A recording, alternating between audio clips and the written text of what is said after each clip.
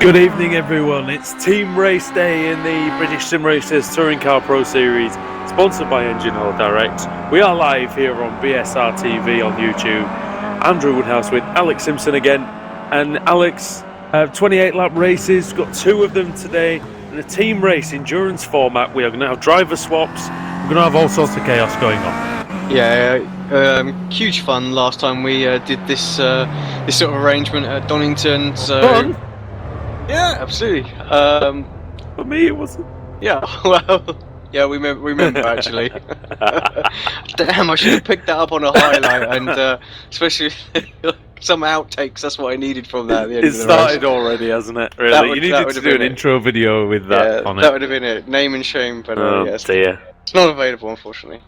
Yes. Anyway, fun. I'm fully excited to see lots of fun. Oulton Park, what a great circuit, island layout. Going to be tricky to overtake. Obviously, going into the hairpin definitely an option, and then coming out of there into I'm trying to think of Lickerbrook. That's the one. Yeah, so I think good couple of opportunities to overtake. Going to rely on guys making a little bit of mistakes to do it. So reverse grid's going to be interesting for sure. Pit stop strategy, we know how important that is. Look at what happened last time we did this. Apex car was way out in front there and totally messed up their pit stop strategy and ended up finishing second, I believe. So yeah, all important to absolutely nail that for sure. Qualifying's just about done. I think the session's going to be advanced in a moment, but before we go into the grid order, Andrew, I wonder if you can take us through sort of team championships, followed by the drivers. Yeah, indeed. Team standings, all important. This is round 30 of 96. It's Engine Oil Direct, actually, the title sponsors team, who are out in front by 516 points over GT Omega Racing. And then it's Volatile Element in third, Power Max in fourth, 5th Pete Newman Media, 6th Oculus 360, 7th for Apex Racing TV, 8th Laser Tools, and then 9th was Oven Gleam Racing. Now, I'm not sure what's going on with them, but Alex Smolensky has switched over to Laser Tools, at least for this meeting, so I'm sure we'll get some news on that at some point. Whether that's a complete disbanding or not, I'm not too sure. Team Carnage at the back, but and no cars entered today. Their days could be numbered as well, Alex. Yeah, it's a bit of a shame, bit of bad news for the series there as it goes, but still lots of drivers turning out. 18 cars out there in teams is kind of what we expected. Obviously, half the amount of drivers taking place, but had it been a normal race, I dare say we'd have packed the grid out again. So that's one thing we can seem to do week on, week out, actually, which is great to see in the series. Yeah, that's what we need going forward as well. So, yeah, 18 cars. We're going to have a smaller field for this one, but it is going to be a bit more fast and furious in terms of the competition. It's going to be very, very close as well. So just 1 second separates the top 14, 15 drivers nearly in qualifying. So we are going to see a very close race. Alex, Oulton Park, it is one of the more difficult tracks to overtake on, I believe. And, you know, it's tight, it's twisty, it's bumpy in places, and it could be difficult for the guys out there. Yeah, it is going to be tough for sure, and you've got your teammate waiting in the wings as well, so you don't want to do any kind of rash move that's going to end your race early, just as we see the Drivers' Championship up on screen. No points up for grabs for the drivers today, so it's all about the team pride, so we'll just leave them there for you to peruse. But yeah, I think it is going to be tough. Like I said, really, it's going to rely on guys making a little bit of little mistake going into the hairpin, and again just getting it wrong coming out of it. It's where the 2 overtake manoeuvres are really going to happen. We do see the odd one in turn 1, but that's quite few and far between. But yeah, it's a tricky track, always has been, but well suited for this car. Yeah, indeed it is. And Oculus are on the pole position with Andreas Katz and Stefan Hoog. That's a strong team, Alex. That's as strong as we've ever seen. Yeah, in all the 2 team races that we've done. Yeah, I think they're going to be pretty hard to beat, I have to say. So let's just see how that one plays out. So yeah, Katz obviously looks like he's going to have the first stint. Pfizer in the Engine Oil Direct car as well, going to take out the first stint in the on sitting there in second place. Just quickly then, the top 5, Katz and Hoog on pole. and then it's Vidovic and Blake second, third for Zuzov and Chepelevsky. Fourth for Job and Thompson as the revs are rising. Green light is on at Oulton. Team race is underway. Andreas Katz off the line, not brilliantly, I must admit, as Wojciech Savidovic up the inside. And he's through. But Katz is on the grass and he manages to just maintain the momentum, Alex. Good start from the Polish driver there. Yeah, a little bit of sideways action further back. Look at Job round the outside. Job round the outside of Zuzov into turn 2. And that was an excellent manoeuvre there. Needed to do that as well, get that place quickly as they all bunch up under braking. Apologies for reading out the wrong grid earlier as well. I was unaware I was getting that information from, but it was way off.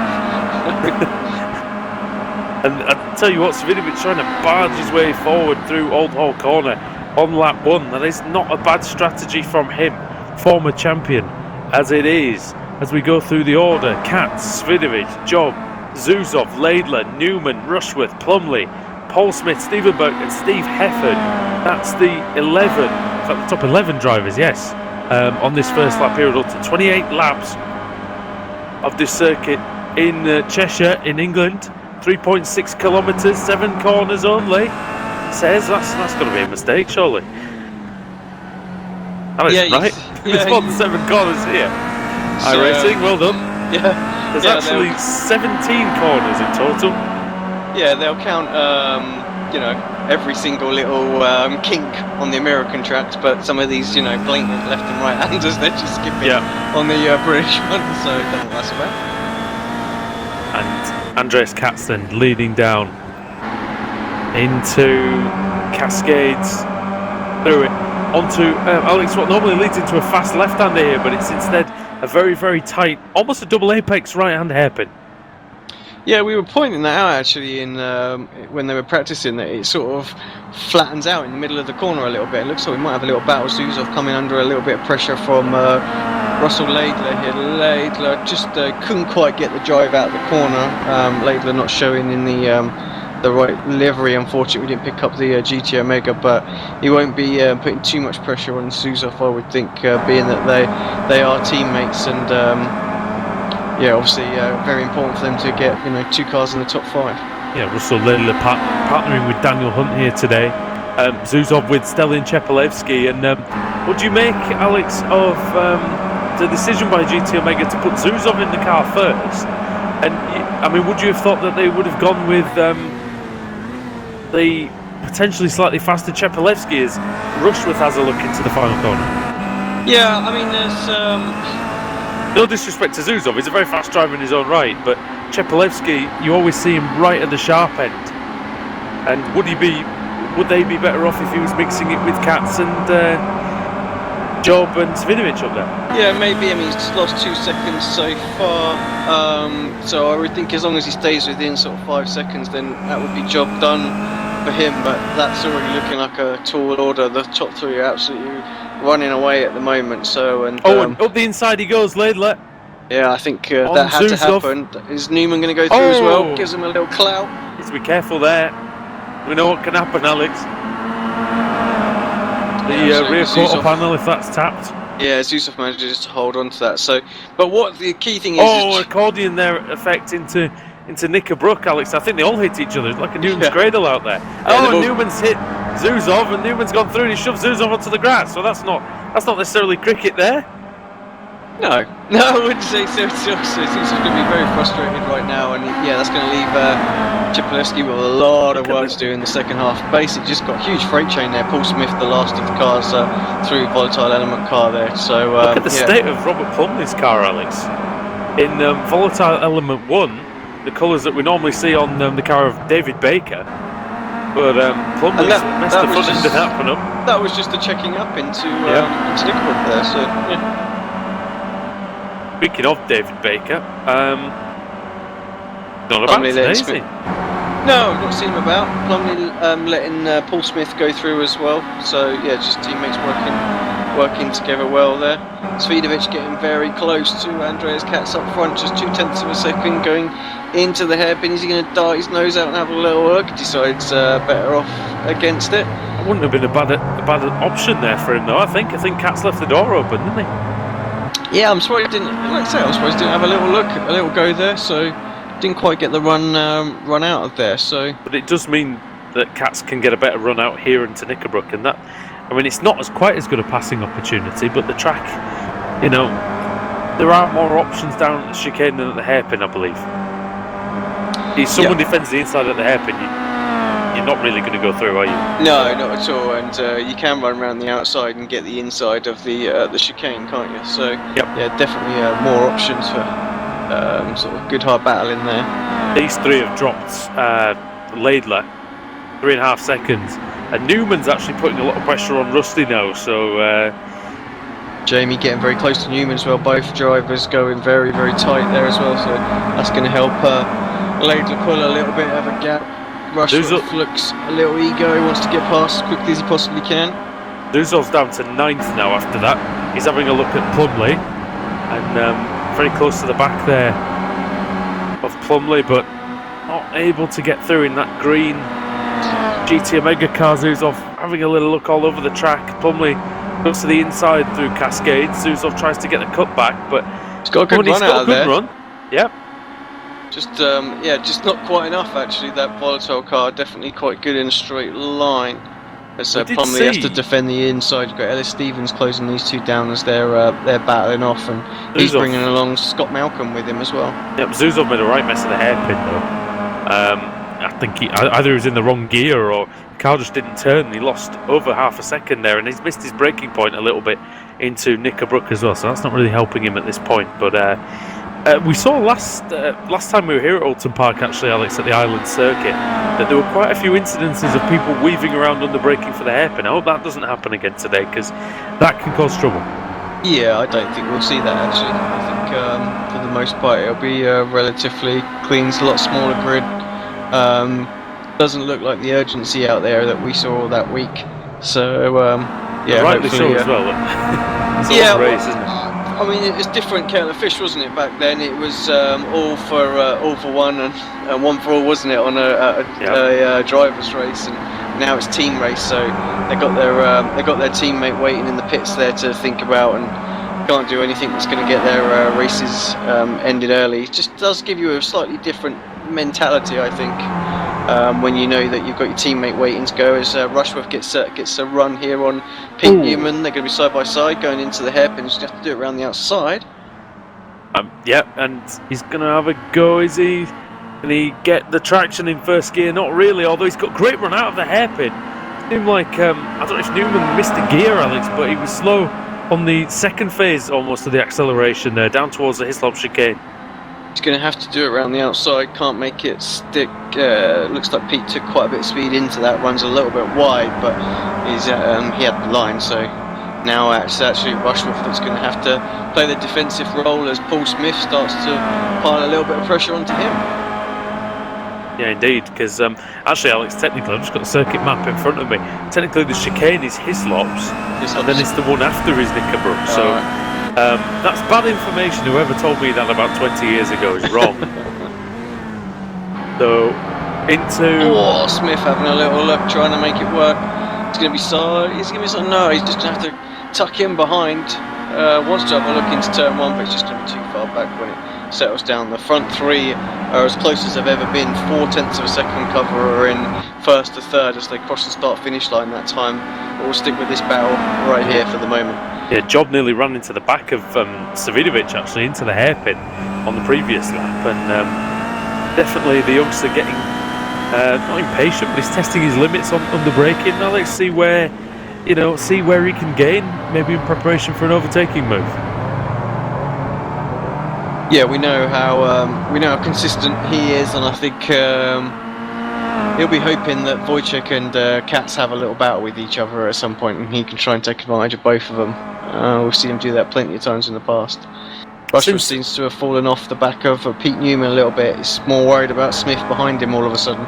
Since these guys are are all locked together, and it's looking increasingly like, obviously we can't say at this point, the long race, but it's looking increasingly like this is going to be the lead battle. Let's see who they're going to hand over to in the second stint, and see, Alex, if you can tell me what you think is going to happen there. So Andreas Katz is going to hand over to Stefan Hoog, the former runner-up in the series, and then the 51 car Engine Oil Direct Wojciech Swidovic handing to Dan Blake, and then Apex Racing TV Sebastian Job to Lee Thompson.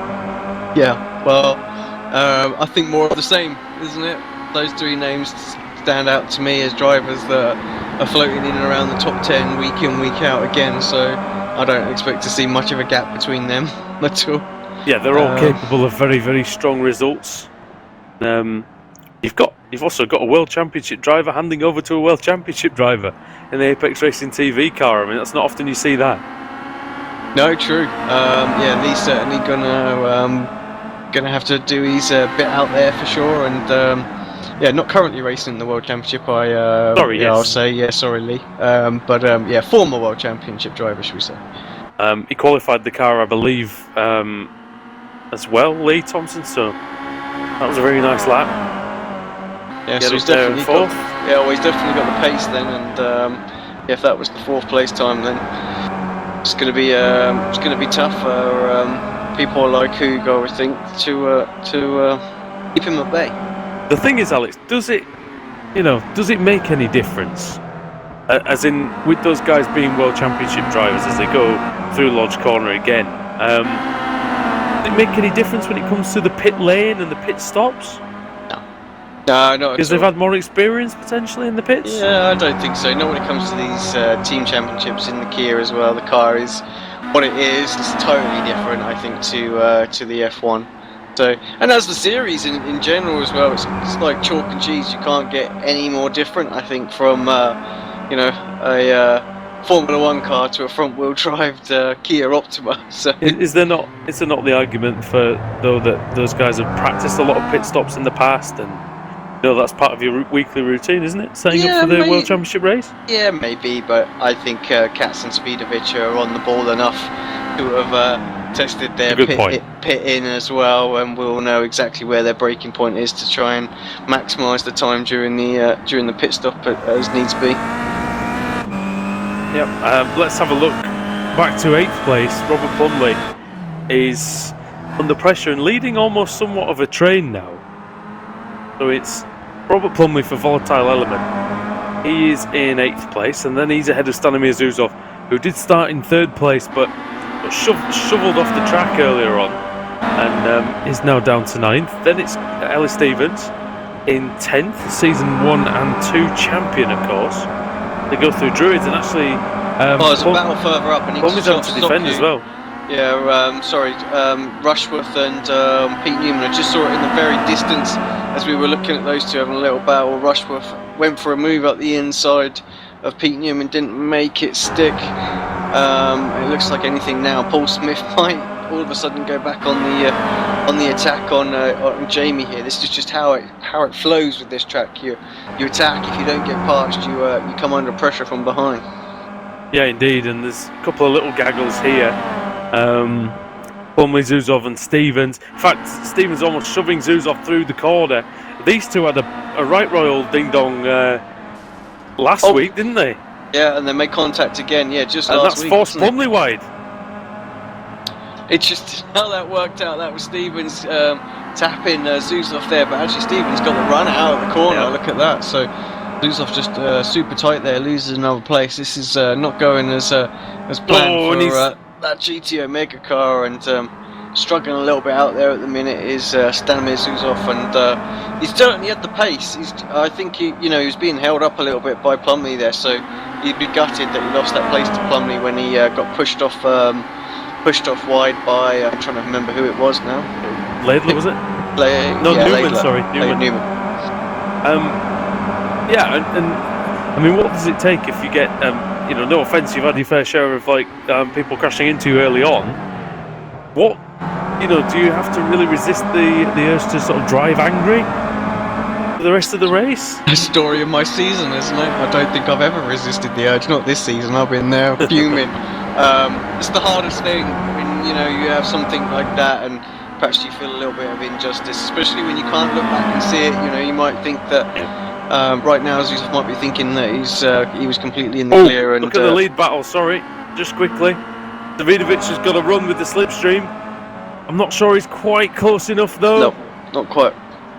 Several close back up in the braking zone as well. So is it worse? I suppose it's worse when you know you've got the pace. Zuzov knows that if he'd have had an incident-free run, he would have probably still been around 4th, 5th. Now that I think will be getting him more frustrated than anything initially, because I'm sure his teammates looked at it and said, well, you know, there's a bit of side by side, maybe a bit of racing, and maybe a little bit of Pete in there. And sorry, Alex, just Kaiser going up the inside of Malcolm into Hislop. A good move. You can catch that one, but that was a nice move by Engine Oil Direct. Let's just catch that back and just have a little look at that on the replay. Sticks his nose out, and actually Ellis went off in the hairpin there as well. Ellis has dropped down to 13th place. We missed that. All that sort of checking up and everything else is what give Kaiser the option to get a run in as well. So yeah, good move side by side through Hislops there, but yeah, makes it stick.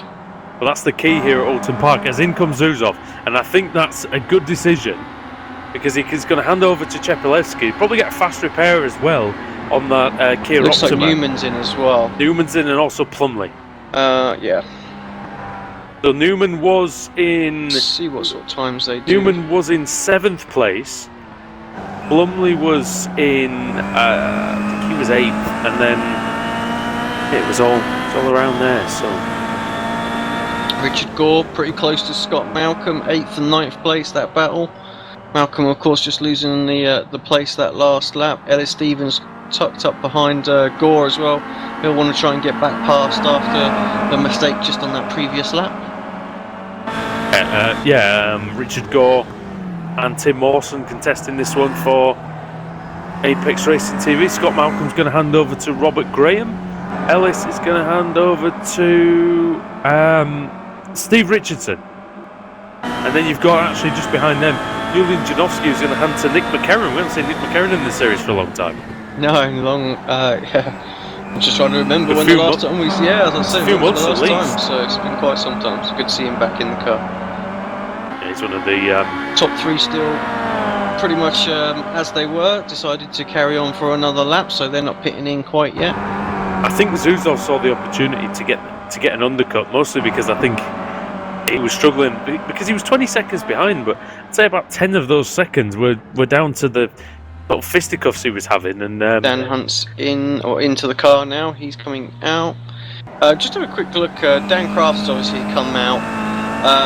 Ashley Blake Hurd, Chepelevsky, Simon Field and Smolensky. All of those guys, apart from Simon Field, were 31.5 seconds, give or take, 0.1. Yeah. But Simon Field, 33.4, so very slow for him. And Dan Hunt has been 36.4 seconds as well. So that too much fuel, maybe? Car. Yeah, I'm not sure. Too much, yeah, I'm guessing maybe they so. didn't deselect the fuel, or maybe they've put just a bit too much in. Who knows? That's cost them a lot of time. But we do say, we said, didn't we, though, at Donington, that it is better to put the extra lap or two of fuel in than have to do what I had to do and what maybe Seb had to do as well, which was crawl round. Yeah, save the fuel, splash and dash. As we're looking at Stevens on the back of Richard Gore, basically pushing him there. He's got to run, he's going to have a look onto the final corner up the inside. I think Richard's going to have to sort of concede at this point, maybe try and hold it around the outside, get a run off the corner. Unless he's going to come into the pits. Yeah, great move by Ellis, and he continues, both drivers continue actually through. Yeah, nobody pits this lap, and Andrew Whitehead's going on there as well. So Paul Smith, he's going to be replaced by, when we see him jump into the car, Steve Walker. Steve Walker, indeed, yep. And any podium finishes, of course, in the series. I believe he's a race winner, but don't quote me on that. My memory's not that good these days. I think he is. I'm sure he is, Walker's, yeah. That season when... Brands Hatch, was it? He won one? Yeah, I'm just thinking the season when his teammate won it, then he definitely had a good chance. As Ellis making his way past Scott Malcolm once again. He's made this move once already this race, and he does it again. And Chepelewski just sets the fastest lap of the race. So, yeah, pitting early might be the way to go, but he's now just 0.7 behind Ashley Bate-Could, so he's already going to be in a little bit of traffic. But he could potentially jump most of those guys in that queue that he was in. He had a good stop. I mean, 31.6 seconds. Yep. A few others, like I say, around that sort of time. And there's a few 33 starting to creep in now as well. So, I also just wanted to quickly touch on Scott Malcolm doing a great job out there. He's now in 7th because Ellis has got by. But yeah, doing a pretty good job for his team there, Laser Tools. Yeah, he's struggled a bit recently, but Katz is in. Yeah. And so was Scott Malcolm as well. Let's see. That's going to surely be the advantage for Katz, isn't it? Yeah, Svidovic and Seb, they just absolutely need to hammer it now this lap. Flat out, no messing around, absolute best lap they've ever done. So, because Simon Field, who's a lap behind them, lapping nearly a second quicker. As you can see him there in the background. On the fresh rubber, just goes to show what that can do. Kevin Noon coming into in and out on the track as well. Hoog. Oculus, yeah. Wow, yeah, for Katz, 40.5 seconds in the stop. Wow. That's like 10 seconds slower than anybody and else. That's Daniel Hunt, isn't it? Yeah, exactly. And Kraft's already gone by, and they were, they were in earlier. So that's how much time that they've lost with that pit. So yeah, I believe Kraft was 8 seconds behind Katz, wasn't he? Seb's in, Seb's in. That's late on the brakes. I think he just got it stopped. Oh, and Hoog showing some good resilience there. To just stick his nose far enough. Yeah, we're on board with Dan Hunt. Hunt holds on to it this time. But relatively cold tyres for Hoog as well, Alex, which might not help the braking. Daniel Hunt's flying. Let's just see now as Lee Thompson jumps in the car. So we know they had a disaster in the pits last time out. See if they've nailed it properly this time. Not too short, not too long. Richard Gore's also in the other Apex car as well. We're hitting 30 seconds for the Apex team, and they're out 31.2 seconds. That's actually the quickest stop we've seen so far this race meeting. So yeah, they've obviously worked on that after last race of Donington's disaster. The Kraft's gone through. Kraft hasn't gone. Apologies. Yeah. Kraft's gone past the pit lane. Sorry, apologies. And Svidovic still staying out. So this isn't going to be working too well, I don't think.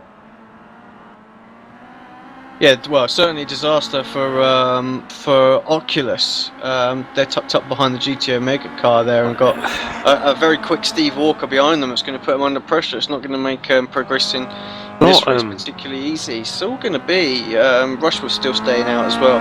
He was 11 seconds behind. Not working for Svidovic though, Alex. Yeah, Svidovic. I can't see it working. I mean, what did you say the pit stop time was? 30 odd in the pits.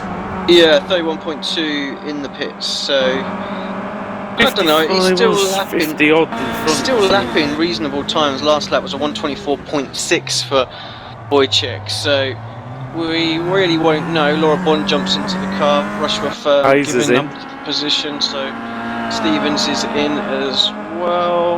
And like you say, if you said Kaiser's in, that's the last of the car, so it's just Svidovic who we're waiting. Yeah, Linus Brostrom jumps in the car. We haven't seen Linus for a little while. So Lee Thompson comes across 45 seconds behind. But again, it's going to be very close because you've got to take the pit lane time into account as well, and the actual time in the box. So were you timing the box length? Yeah, that's just the box time stationary. That is so. Yeah, so I think Svidovic is a sitting duck there. I think he's a goner. Well, I don't know. I mean, it depends what sort of lap times Lee does. Lee needs to bang in some really good laps now, fresh tyres, see what he can get out of it. Like I say, Svidovic still doing 24.6s as quick as some of the other guys out there. But you are Dan right. Kraft 24.1, Daniel Hunt 24.0, 24.1 for Hoog, 24.4 for Steve Walker. We'll see. Yeah, and like you said, off goes Kaiser. Svidovic I think he's had a coming together with Robert Graham. So it's Linus Brostrom, who's got in that car. And good to see him back, but it's not good to see him in the fence, Alex. Rear quarter panel again between Laser Tools and Engine All Direct. Dan Blake into the car. Let's see how this is going to pan out then. Here comes Lee Thompson down the into the final corner right now. Dan Blake still very much stationary, hitting 28 seconds on the pit window. Close. Yeah, this is going to be very, very close. Right, he's away. Dan's away. He's just coming up to speed Oh, now. I think Thompson's... he might have it, you know. Oh, this is going to be uber close. Thompson's going to have the momentum, though. And here we go. We're going to be side by side, coming out the pit lane in this team race. And you know what? It did work for Engine Oil Direct, just about. But is he going to keep it because he's got cold tyres? He's got Lee Thompson there. Thompson needs to get through straight away if he wants to win this race. Oh, side by side, Lee. Oh no! And Thompson's off. And that's what we talked about. Yeah, now he's going to have Dan Craft for a bit of company, so... Yep, and Dan Blake. I don't want to be biased there, but I think Lee was on the outside and needed a little bit more room there. Kind of just got run off the road there, quite cunningly. But because it's one that doesn't look like the other guy's fault. I don't want to be biased, but I can't help it. All right, I'm sorry, Dad. You're bankrolling this operation. Daniel Hunt's there in third place, goodness me, and Stefan Hoog. Next thing you'll be going, the man's got a family to feed, you know, all this sort of stuff. My God, man. Stefan Hoog is in fifth position. Yeah, I mean, that was a disaster for Oculus. I mean, look at the rest of the pit times. I mean, all 31 point something, pretty much, apart from that 40.5. Exactly what we saw Apex do at the last race at Donington. Cost them dearly there. And, well... Yeah, for Hoog and Katz, they're going to be lucky if they can even make it up onto the podium at this rate. They've got Daniel Hunt, who's no slouch in front of him. He's not going to let them go very easily. And they're lapping very similar times, slightly quicker to Dan Craft ahead as well. Yeah, Chapelewski's managed to get himself ahead of Plumley. That's for 8th position. So that's a good recovery from them because they were down in about 11th or 12th, wasn't it, before Zuzov pitted. So it wasn't a bad effort there. In that stint by Chapelewski. So far, Laura Bond into 7th. She is about 2 seconds behind Steve Walker. And then it's Hoog and Hunt. Yeah, just having a look to see who the fastest stop was. It was, in fact, Seb and Lee. So, with a 31.2, closely followed by Jamie Rushworth and Laura Bond on a 31.3. So, just 1/10 of a second separated those two. Yeah, let's see what Dan Blake does in terms of lap time. I want to see if he's able to pull away from Thompson or not. Blake does a 25.0. Thompson with a 24.9, so very close. Oh, as me screen goes nuts with the overlay as I'm pressing the buttons wrong. Apologies for that. I just went crazy. You got all sorts of information all at once there. Hope you can make sense of that. Are you drunk? Yeah, just button mashing. It's the thing is, it's all coming together in all seriousness. Is Thompson, Blake 25.0 being closed on by Thompson 24.9, being closed on by Kraft 24.4, and being closed on by Hunt 24.1. So and look at Kraft here. Pressure, Kraft. He's got his nose up the inside. Thompson's going to try and squeeze in the best he can by just once you're alongside. No. So Kraft with a really nice move through into second place, and Daniel Kraft, Pete Newman-Media, they need this, Alex. They need to reassert themselves in the team standings. Yeah, absolutely. And this is all this is for. Remember, everyone watching, that team standings is all that we're playing for today. There are no drivers' points on offer. All about fighting for your constructor. Yeah, and the Engine Oil Direct obviously leading the championship out front as well in this race. They seem to be able to have consistent race after consistent race. And yeah, it's just the points are just absolutely flying for them in the team championship right now. I wonder what Lee's going to do here. I think he might settle in for a few laps and not try and attack Kraft for a bit. See if he can be see if Kraft can perhaps pull him up to the back of Blake, because Craft is definitely a lot quicker. I mean, that was 1.5 seconds quicker that lap.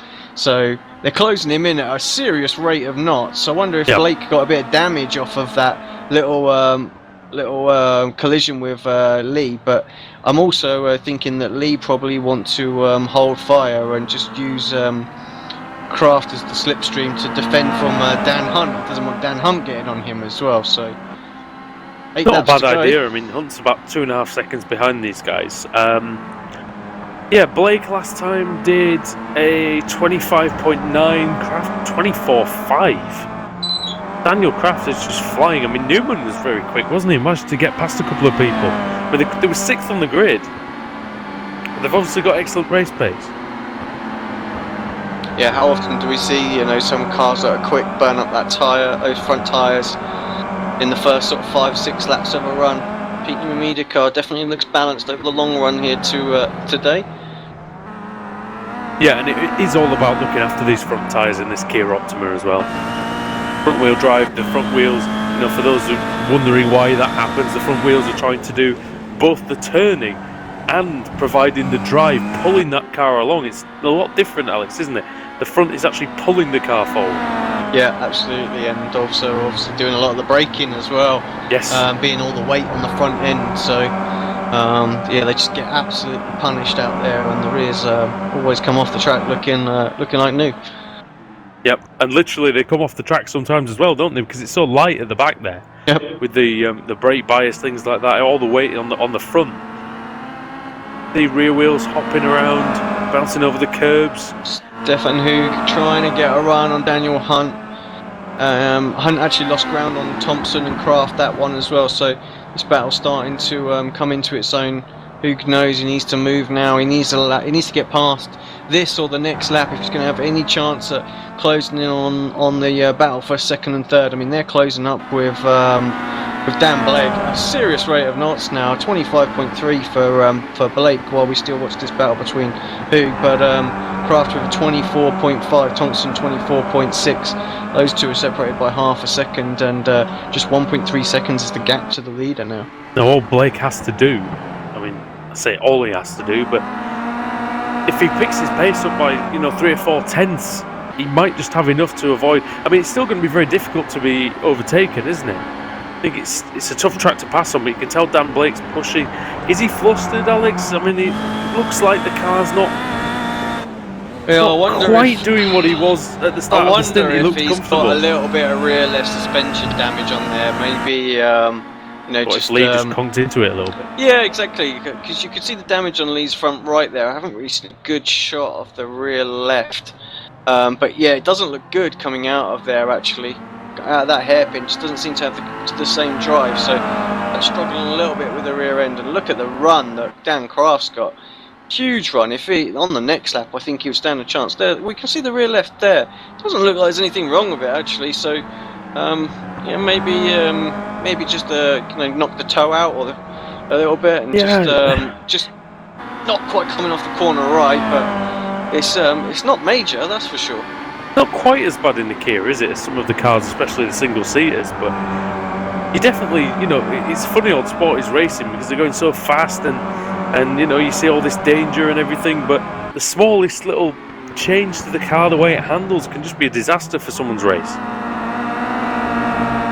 Yeah, absolutely. You just think pretty innocent little touch that they had as well. It didn't look like much, was it? Yep. It was just a tiny little sort of, little squeeze out, tiny little rub there, nothing really, and definitely does seem to have affected that engine oil's direct car. As here comes the Pete Newman car of Dan Kraft side by side. This is going to be tricky around the outside, but he will have the inside for the hairpin if he can make it stick.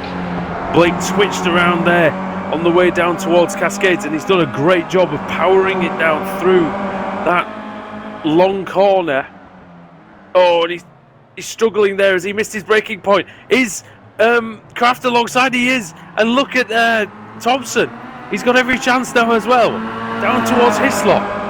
Yeah, Lee thought about it Kraft's for a minute, 3 wide, but thought better of it. Blake's come in front of Kraft, and that might be a disaster for all of them. Just for Blake actually. Look at him, he's gone. Yeah, just Blake facing the wrong way and into the wall. There's a wall there, Dan. Yeah, that's unfortunate for for Blake. He definitely didn't look deserve at the that. seconds. And he's struggling out there as well. The car looks a mess now. So yeah, disaster for him. That engine oil direct car was in great position, and yeah, all of a sudden they're finding themselves way down there now. It was. I want to work out how he hit the wall from going there. Oh, look, turned around and. I think that just proves that there is some damage there, because his car just sort of floated, didn't it, in the rear? Oh dear. He just turned. Oh, he turned into the wall, though he didn't think there was a wall there, and there was. Oh dear. So we're left with Thompson and Kraft then battling it out front. Thompson's been able to stick with Daniel ever since he made the move about 5 or 6 laps ago.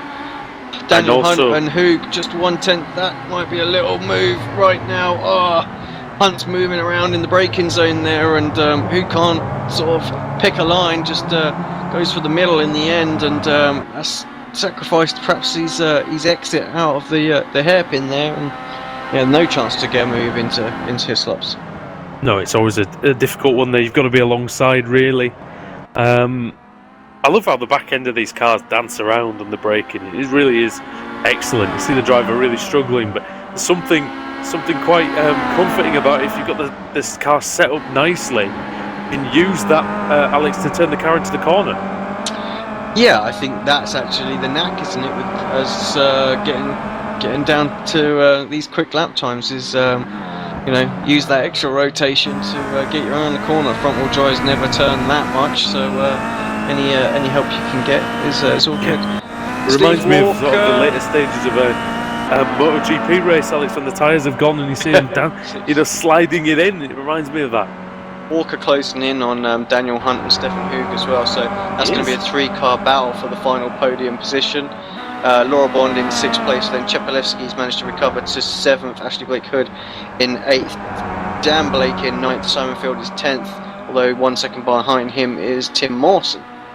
Just another word on Smith and Steve Walker. That car's been hooked up all race long, hasn't it? Those two have done a really good job, and they're only 4 seconds behind the leader at this point. Yeah, absolutely. I think that was quite a big train of cars they were behind. Couldn't really do too much with that. They just sort of stuck with them, and didn't manage to jump anybody in the pits. And they've got 2 quick drivers ahead of them, so it's going to be very difficult to get past. And I think that's basically what they've had all race long, is they've had good pace, but and perhaps slightly quicker than some of those around them, but just not enough to get a move done.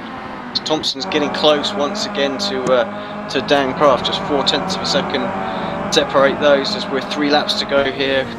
We're coming on to the penultimate lap as we cross the start-finish time. This time back. Where do you think Daniel Kraft is going to have to be most wary of defensively?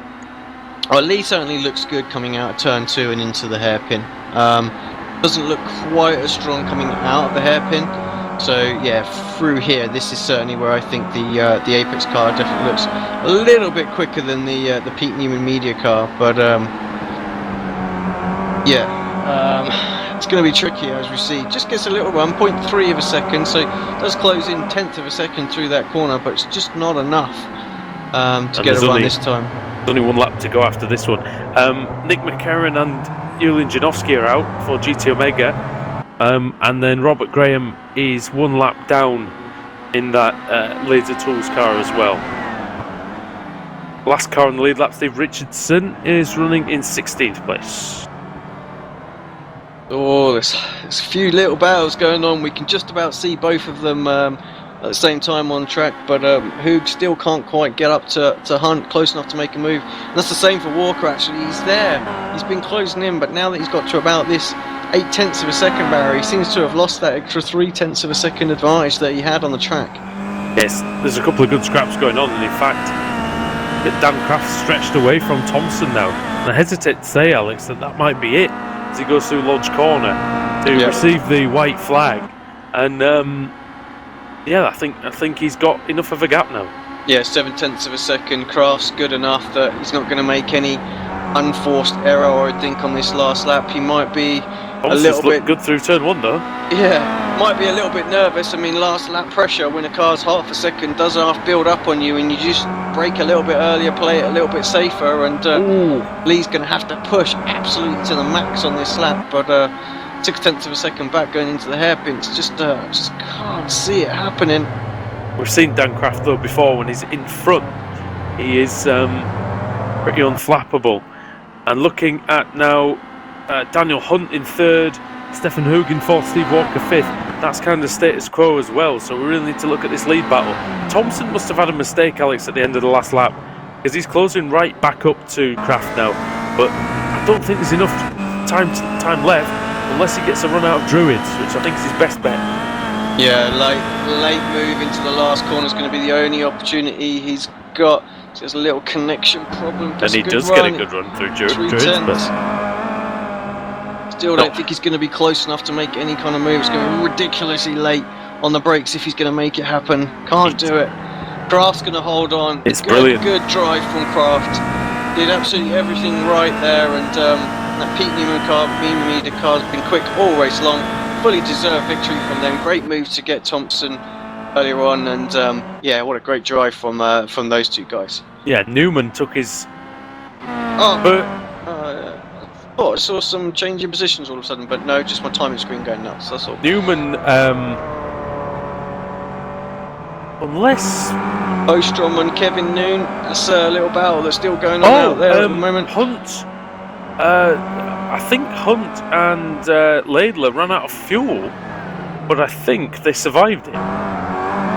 They to take fifth. Grass tracking it, dirt tracking it, whatever you want to call it. Ostrom trying to get past Noon, can't quite manage it. They finished as they were. Well, the Scandinavians do like the rally driving, and he was thinking about it there, but it was not to be this time for Linus, but a good effort.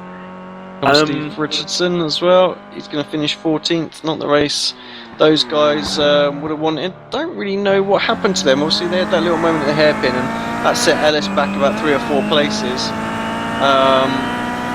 Actually they've had a second pit stop somewhere, unless some no, it's just might be a timing screen glitch there, because it was very short on the next one. But there was nothing really wrong with Richardson's pace. He just ended up there through some reason, but not too sure about that one. Robert Graham as well, just finishing up. He's a lap down, isn't he? Actually, so he's already finished. Actually, just bringing it home. It was a good scrap out front, wasn't it? It was a good fight. Actually, I think I'm pretty sure Dan Blake will be really disappointed with how that ended up, because yes, unfortunately, he had a little bit of damage, I think, from the contact with Lee, but for the car to have got a little bit like it did through there and send him off into the wall in that direction is it's a bit of a shame. I mean, it looked like he got help though, didn't he? I think he did get a little help. He did get a little help, but enough. I think to have gone down to where he did is you expect to run a little bit wide, and he might have lost a place to Thompson and perhaps and Craft that got by, but that would have been about it, I would have thought. So yeah, to have ended up way down there, he'll be gutted. Like a who put that wall there moment, isn't it? But no, it was a good effort anyway by them, and I think Blake was unlucky because he had the right idea. He was on the outside line. He was slightly in front. If he'd have held it just around that right-hander, he would have had the inside for the second part of his slot, and then who knows what would happen. But one of those things that happens, and it was Daniel Craft and Pete Newman. Newman took his first win in the series as a singles competitor only recently, Alex, and now he's won the team event. Yeah, he'll be delighted with that as team principal, of course, of Pete Newman Media. He'll be delighted to see them on that top step on that podium, and just he'll hope that they can repeat in the next race. That's it, and you're the team principal of Apex Racing TV as well. We said we're unbiased here, but we can't ignore the facts. You must be pleased with second for Seb and Lee, really, after that? Yeah, no, delighted with that, and happy to see Tim and Richard Gore finish unscathed as well. Yeah, they didn't have a fantastic first stint, did they? But they fought back well. Who else did a good job out there? Laura Bond and Jamie Rushworth had a good solid outing in 6th. They were only 9.7 seconds off the win. GT Omega won. Brostrom and Chepelevsky and Zuzov fought back to 7th as well. I think they'll be really pleased with that. Yeah, I mean, they're only 10 seconds behind, to be honest, and their pit stop was about 13... no, that wasn't them, and they were 20 seconons behind when Zuzov pitted, when he was in all that traffic. Yeah, sorry, that wasn't Zuzov, was it, that had the long pit stop? It was the Oculus car, wasn't it? So, yeah. Cats, wasn't it? And who? Yeah, you're right. Actually, I think Stellion will be and Zeus will be happy with that, because obviously they got freight trained a little bit there. 10 seconds back, probably about where they would have been, I guess. Yeah. Anyway, so yeah. Yeah, I mean, it was a race of mistakes, wasn't it, up front, and the pit stops not really going to plan for a lot of the teams. But Pete Newman Media, really, they didn't put a foot wrong, and from 6th on the grid to win a race here at Oulton, it's a really good achievement. I mean, they made the moves. I was about to say to you earlier on, is that when you get that opportunity on the track like this, you have to take it. You have to be ready to take it. Yeah, and they were. Yeah, indeed. I mean, they had a good... got 2 cars in the top 10, obviously. Dan and then Dan Croft finishing there, and Simon Field is in 10th place as well. So, good for the points. I have to say, they're probably going to be looking at Volatile Element as being the highest point scorers of that race, with a 4th place and an 8th there. GT Omega pretty good though, with 5th and 7th. So, yeah, it's tough to call who's going to come out top in the point situation there. Yeah, indeed. And can you remind me of the procedure for the second race? Well, are we magic dicing it, are we? Yeah, well, no, I can't actually. I was going to ask you the same question, but we've got Jeroen Kaiser joined us, so perhaps he can fill us in on what we're going to do for the second race here. Well, I was just eavesdropping to see what the dice fall was, but obviously today is a very, very large chance that it will be full grid, because I think the easiest will be just if 18 or higher is full grid, and otherwise 15, 16 or 17. Yep. Okay. Right. We'll bring it up on screen and we'll do our usual 3 rolls. Well, that's saved our bacon, mate. To be fair. See where we're at. And all right. So we had 2 17s and 26. This is going to be for the reverse grid position. It's 20th. So yeah, it's a full grid. So yeah, then GT Omega 2. That's Janowski and Nick McCarran who will have pole position then. Indeed, and well, Alex, a full reverse grid. We've never had that before in BSRTC. No, you're right. I don't think we have. Not certainly when we've Don't been believe there. so. Not since not the last 4 seasons at least. Yeah, certainly when we've been covering it, we haven't seen it. So yeah, it should be good. I think it's going to be difficult for drivers. Actually, there wasn't an awful lot of difference between the pace out there as well. So it's going to be really tough for the likes of Kraft, Thompson, Hunt to make their way through. Of course, now what happened to Dan Blake, and Wojciech Svidovic might well help them out in that second race. They could come back strong. They're in 8th place. I would think they've got a great chance of making their way up there, potentially getting victory in the second race. That's it. You've got the other Pete Newman Media car who finished in 10th. You've also got couple of the other Engine All Direct cars as well down there. Yeah, it's going to be very, very interesting indeed. But we urge you all to stay with us here on YouTube. We're going to take a short break right now, but we're going to come back with race 2 from Oulton Park in a couple of minutes' time.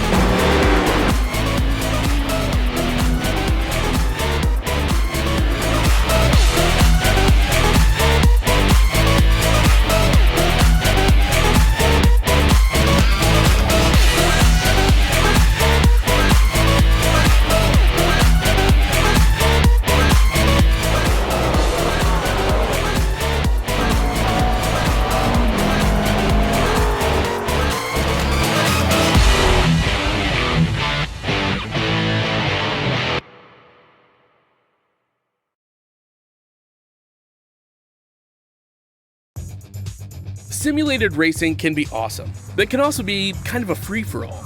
Interestingly, auto racing faced the same problem in its earlier days. Whether it was on the back roads, the beaches, or the city streets, the racing was fun. But there was always a certain level of chaos and danger, until some folks came along and put some order to all of this. Stuff like official racetracks, regulations about weight and equipment, and enforcement of standards. That's what gave us high-speed excitement, fast-paced action, and photo finishes.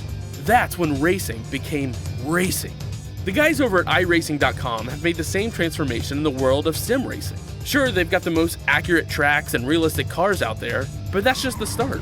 See, iRacing analyzes the performance and results of each driver in every race, so you can be sure you're always placed in races where the competition will be tight, and that those reckless drivers who ruin it for us all are kept in the pits. Not to mention that with over 45,000 active members already in their vast community, you can find races day and night, so you can always get in on the action. You can even join a league of your favorite series. And since updates are always automatic, you don't have to worry about software and can focus on the track. Zip up your fire suit and check out iRacing.com.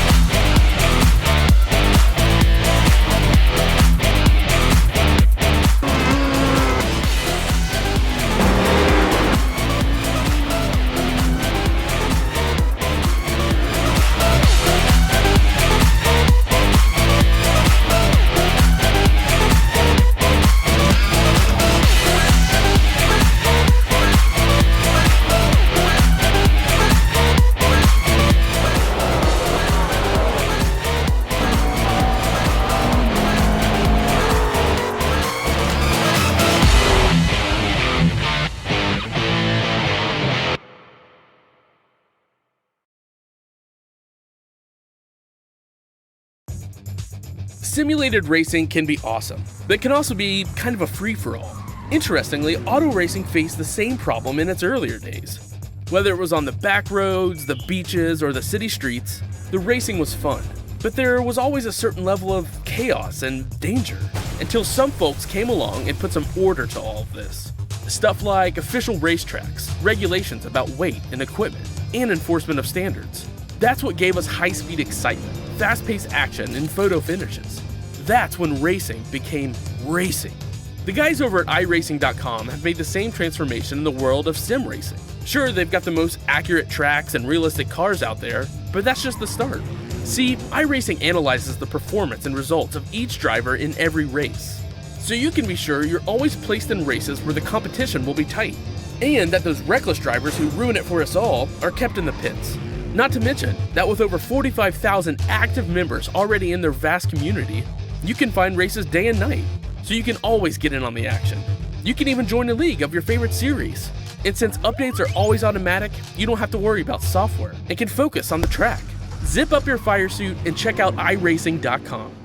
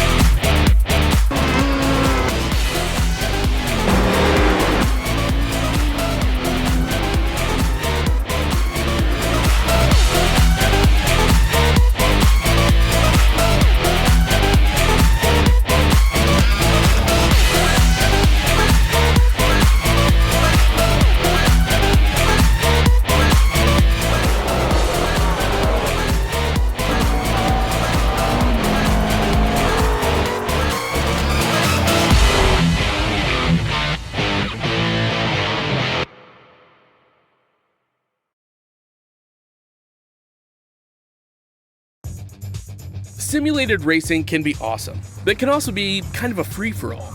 Interestingly, auto racing faced the same problem in its earlier days. Whether it was on the back roads, the beaches, or the city streets, the racing was fun. But there was always a certain level of chaos and danger, until some folks came along and put some order to all of this. Stuff like official racetracks, regulations about weight and equipment, and enforcement of standards. That's what gave us high-speed excitement, fast-paced action, and photo finishes. That's when racing became racing. The guys over at iRacing.com have made the same transformation in the world of sim racing. Sure, they've got the most accurate tracks and realistic cars out there, but that's just the start. See, iRacing analyzes the performance and results of each driver in every race, so you can be sure you're always placed in races where the competition will be tight, and that those reckless drivers who ruin it for us all are kept in the pits. Not to mention that with over 45,000 active members already in their vast community, you can find races day and night, so you can always get in on the action. You can even join a league of your favorite series. And since updates are always automatic, you don't have to worry about software and can focus on the track. Zip up your fire suit and check out iRacing.com.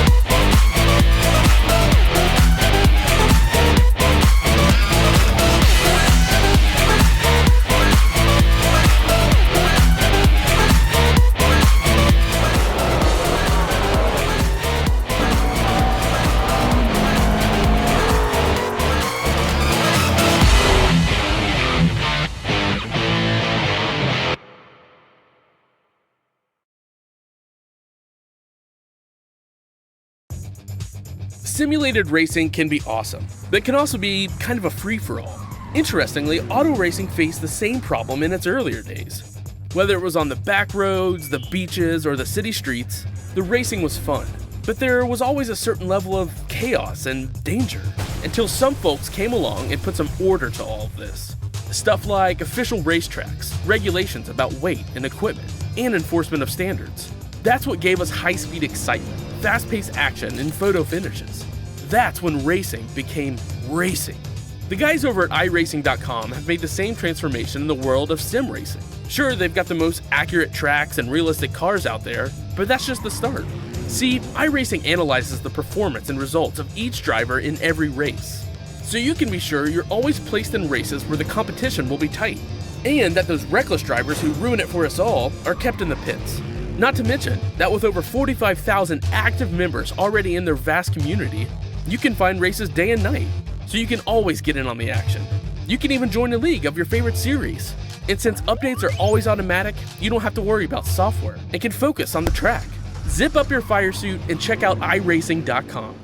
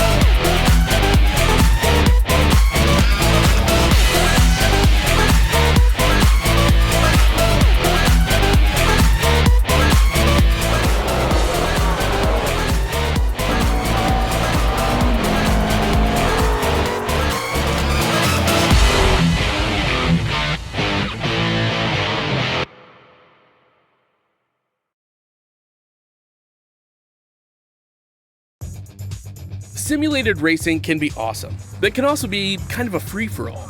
Interestingly, auto racing faced the same problem in its earlier days. Whether it was on the back roads, the beaches, or the city streets, the racing was fun. But there was always a certain level of chaos and danger, until some folks came along and put some order to all of this.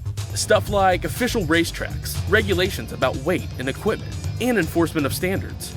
That's what gave us high-speed excitement, fast-paced action, and photo finishes. That's when racing became racing. The guys over at iRacing.com have made the same transformation in the world of sim racing. Sure, they've got the most accurate tracks and realistic cars out there, but that's just the start. See, iRacing analyzes the performance and results of each driver in every race, so you can be sure you're always placed in races where the competition will be tight, and that those reckless drivers who ruin it for us all are kept in the pits. Not to mention that with over 45,000 active members already in their vast community, you can find races day and night, so you can always get in on the action. You can even join a league of your favorite series. And since updates are always automatic, you don't have to worry about software and can focus on the track. Zip up your fire suit and check out iRacing.com.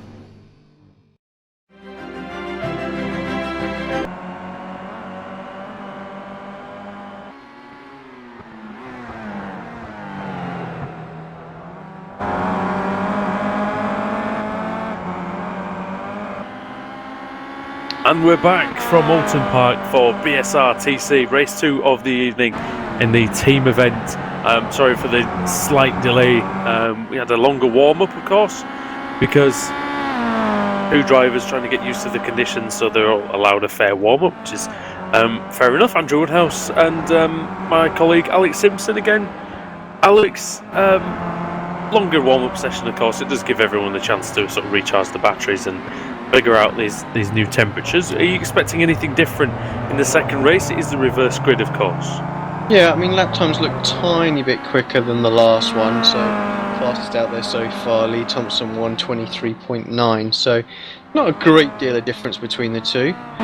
Worth pointing out as well, I mean, we've got 5 minutes left of the warm-up, but the way this race is going to proceed, because obviously the limitations within the iRacing software and the team events, we can't do the sort of like the automatic reverse grids and things like that we can with the normal sort of tournament modes and league modes. So the drivers are going to start the race effectively in the pit lane, and then we're going to form up. Each driver is going to be released from the pit lane in their reverse grid order. They're going to form up down the back straight, and then what will happen from there is that we'll have a safety car called out, form up behind the safety car. There'll be a couple of laps behind the safety car, and then we'll go to green flag racing.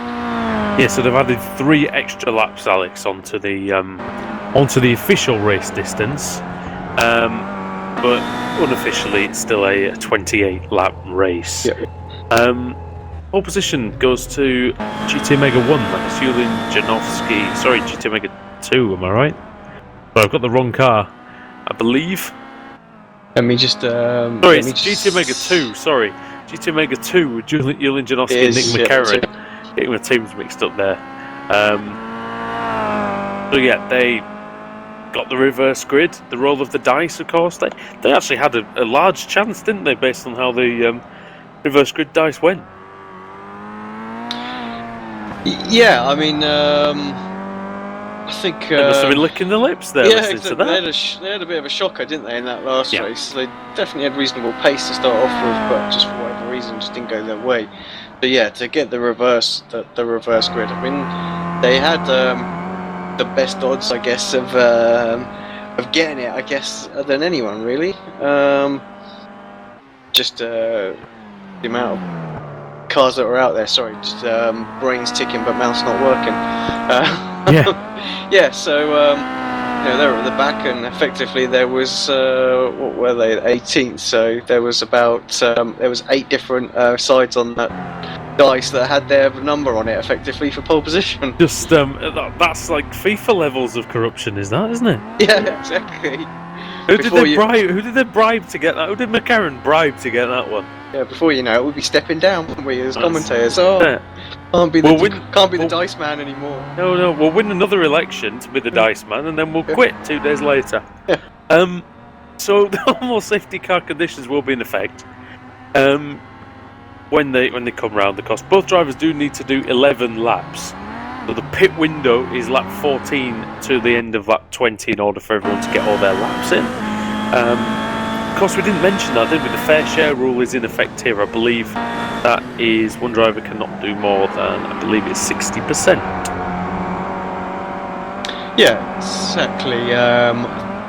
Pretty much the same as what it was at Donington, wasn't it, with the fair share? So yeah, it does. There is a reasonable gap for the window for pitting in, but that's why we saw Svidovic go just that little bit longer, trying to get as much of a gap as he could. Yep. And actually, even that probably just was a bit of a mistake. He should have come in a little bit earlier for his teammate. I think that's what gave him the bit of damage in the end, because they were side by side with Thompson. So yeah, the tyre degradation needs to be taken into consideration with it, I think. So we'll see what people do this time. I'll be surprised if we don't see them jump in early. Like I said, track conditions a little bit cooler, so maybe the tyres will hold in just a little bit longer. Well, again, they can't go too early because otherwise one of the drivers won't get the required laps. If you do not get the required laps, each for both of your drivers, you will be disqualified, and that's the rule in the VLN. That's the rule, I think, in the Neo, isn't it? And it's the rule everywhere else, I believe, on iRacing. Pretty much, yeah. Don't do it, you're out, and that's fair for everyone that way. Of course, are there exceptions? There'll be exceptions, won't they? If for damage and things like that, I guess. So, if you spent say 5 laps in the pits, then I guess we'll have to wait and see, won't we? If that actually crops up, how the officials will go with it. So, although having said that, they'll be off 2 laps, won't they? And they won't get any points anyway, so it won't matter. Yeah. So I've just wasted 10 seconds of everyone's life. I'm sorry about that. Well, we've only got 9 seconds left of yes, we do. To fill, so we're okay. Yes, it's not like the time we had to fill for an hour. Yeah. That was quite good. I can't remember even what we were doing there, but it was some kind of rookie race. I think we had to fill for an hour. GT Mega 1 actually, Chepelevsky and Zuzov got the fastest time.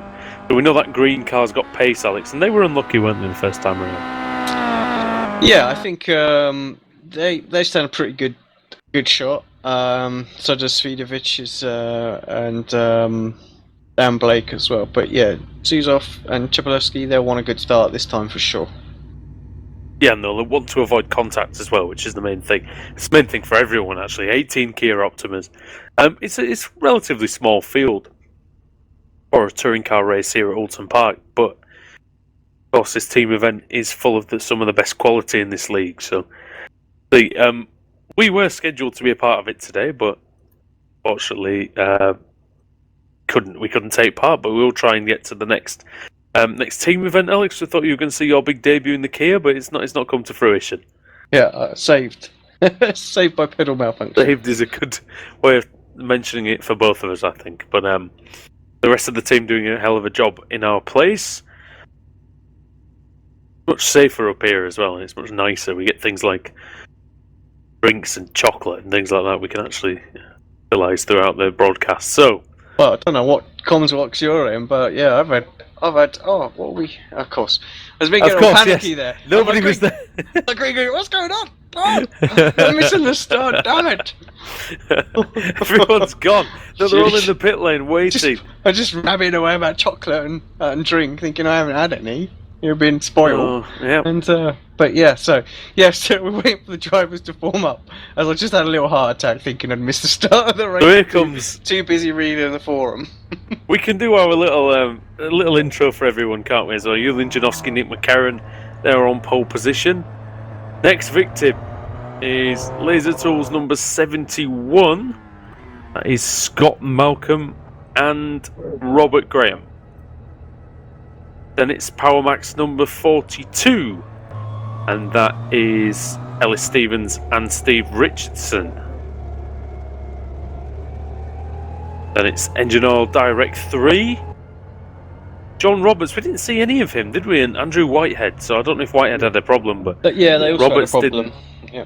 Roberts wasn't featured at all.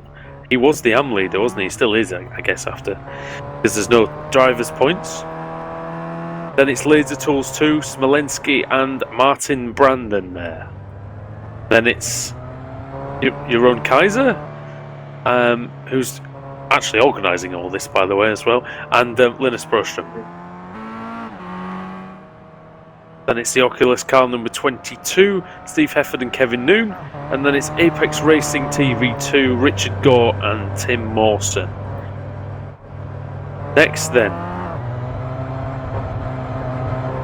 Human Media with Stephen Burke, his teammate Simon Field. They were struggling last time, didn't they? They ended up a lap down quite early on. And it's Dan Blake and Wojciech Savidovic by Engine Oil Direct. Robert Plumley and Ashley Blakehood for Volatile Element. Then it's the 81 T Omega car Zuzov and Shepilevsky. And then it's Power Max 41, Jamie Rushworth and Laura Bond, who had a very good race the first time round. Then it's Daniel Hunt and Russell Laidler for GT Omega in their third car. Then we look back to Paul Smith and Steve Walker. They had a heck of a run in the first race as well. They were very strong.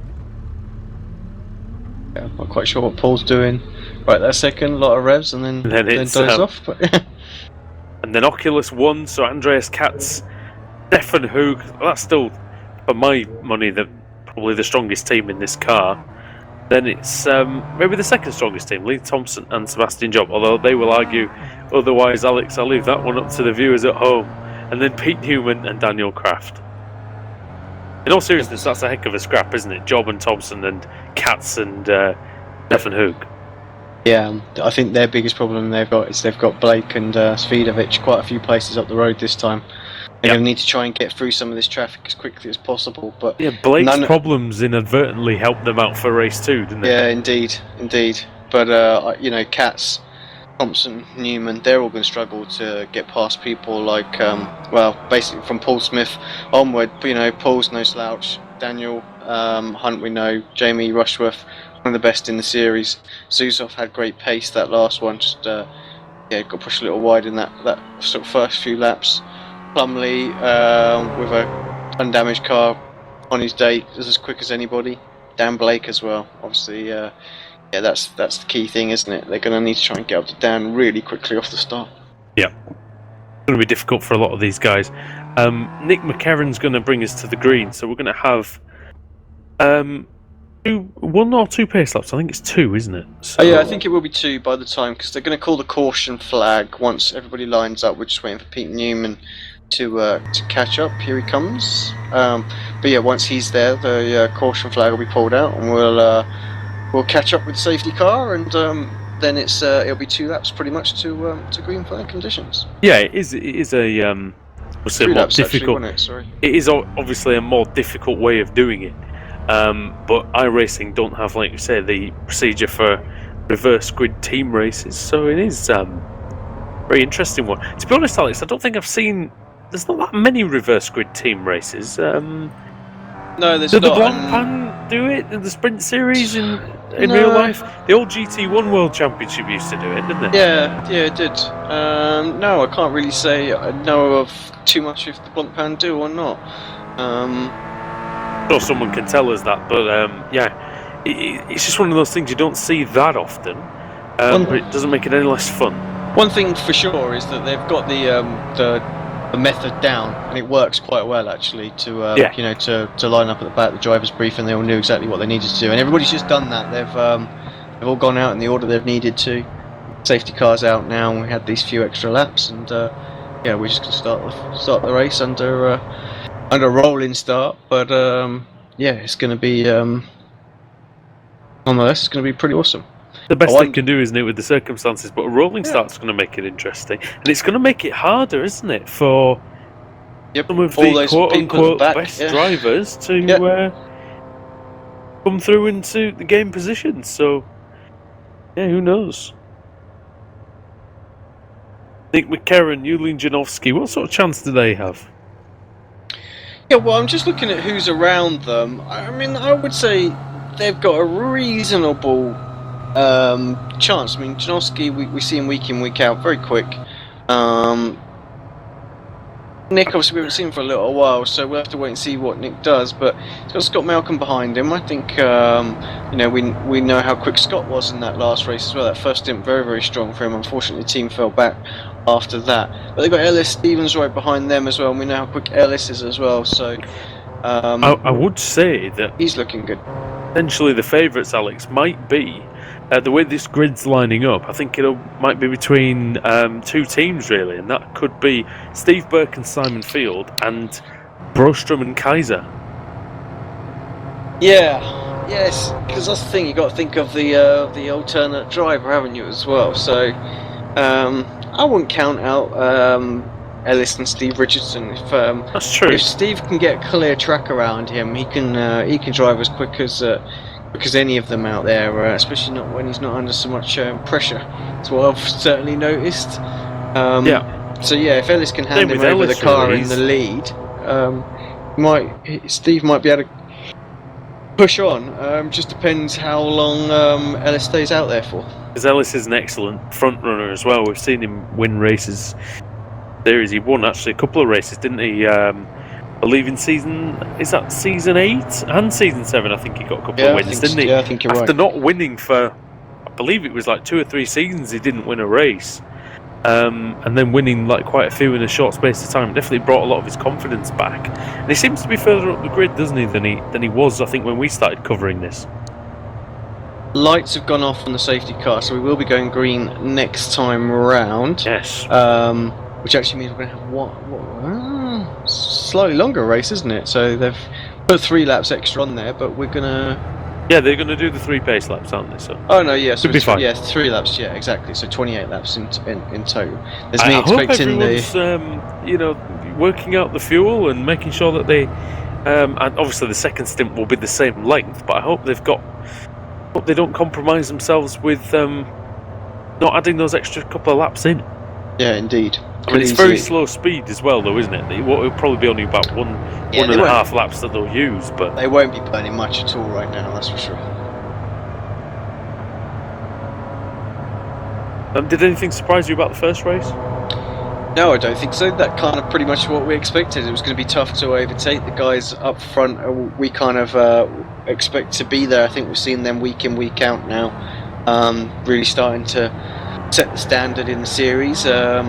These reverse grids, they're always the ones that throw the curveball. We never really know how they're gonna pan out. So if we get a good clean start here, we could have a real shock winner, I think. Quick word on the weather. It's 19 degrees, clear skies ahead, above, and it's 34 degree track temperature, so quite warm out there. Front tyres will be struggling a little bit. That might play into the hands of the undercut as well. Southwesterly wind, 23 kilometres an hour. That's fairly high, isn't it, really? Yeah, it is. I'm not seeing that on my data right now, but yeah. Guessing that's beat as a second there, so I'm strange. Well, that one's showing up a little bit different. That's just caught me by surprise there. But yeah, you're right. The actual ambient temperature is quite cold, but because of the clear skies, the sun is beating down. I mean, it's pretty unusual for Oulton Park. Just feels like today. Today was a bit like that. It probably was only about 17, 18 degrees out there, but because of the sun, it felt quite warm indeed. So, like I said, the front tyres are going to be punished a little bit. Quickly, one word. Who's your money? Well, one car. Who's your money on? I'm going to go with Linus's team out there. I think they've got the best chance. I'm going to go for them as well. I think I've probably cursed them, but we'll see. So, we're about to start the second race of the evening here at Oulton Park. It's going to be Nick McCarron who's going to bring them to the green, giving himself enough room behind the safety car. Yeah, he got a decent jump there actually over Scott Malcolm, so McCarron leads down into turn 1.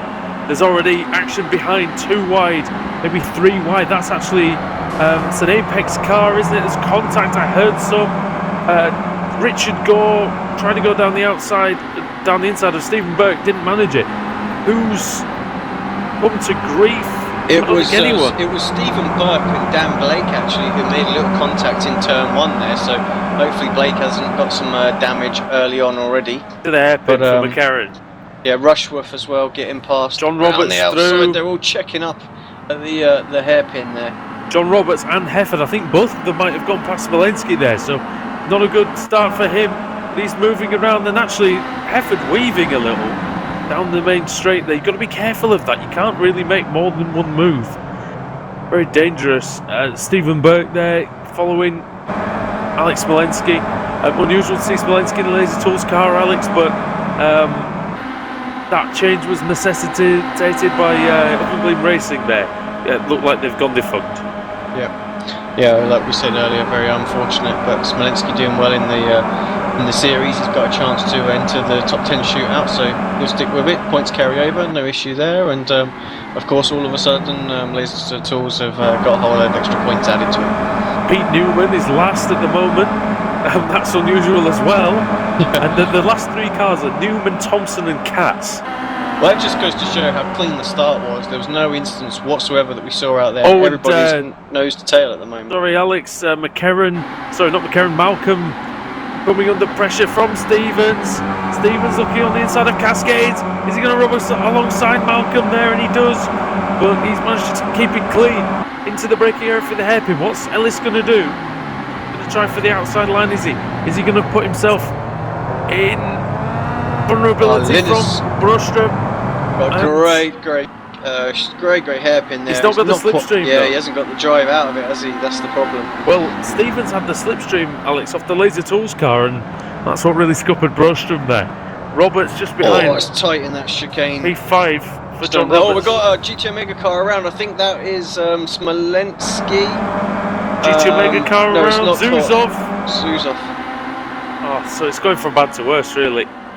Or Zuzov I was thinking today. Sorry. I think he was helped by Lee Thompson. I believe, looking at the damage on Thompson's car.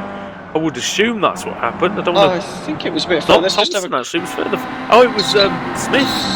Yeah, Smith. And he come in very late. Thompson hits onto the Oculus car of Katz. Yeah, and then gets a little bump from Pete Newman as well. They stay as they were, but yeah, a little bit of damage on the front of the Apex car. McCarran leads by 1.3. Yeah, everybody pretty much as they were. There's not really been any major changes up front, little place here and there, but still all pretty tight in there. The group after Daniel Hunt.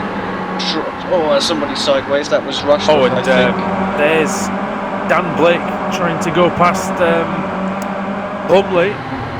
Like Plumley's going to hold that one.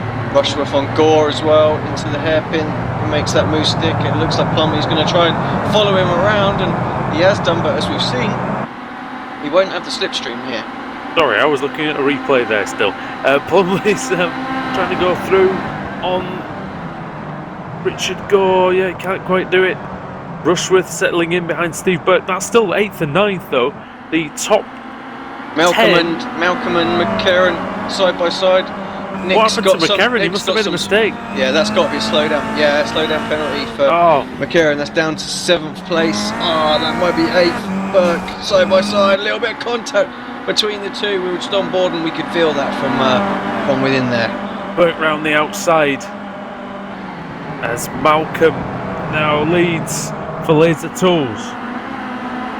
When Smolensky joined Laser Tools, Alex, I figured he'd be the one up there. Pleasant surprise to see Scott Malcolm up there. Yeah, he's had a great week racing here at Oulton Park. Very fast in the first stint. Sorry, Smolensky and Hefford. I think Smolensky's just taken that from the Oculus car there. Yeah, up to P6. Nick McCarran's dropping. He's in the wall. McCarran's in the wall, is he? Yeah, let's just have a little look, see what that's back, because from the lead, just a lap ago. Oh, into the hairpin.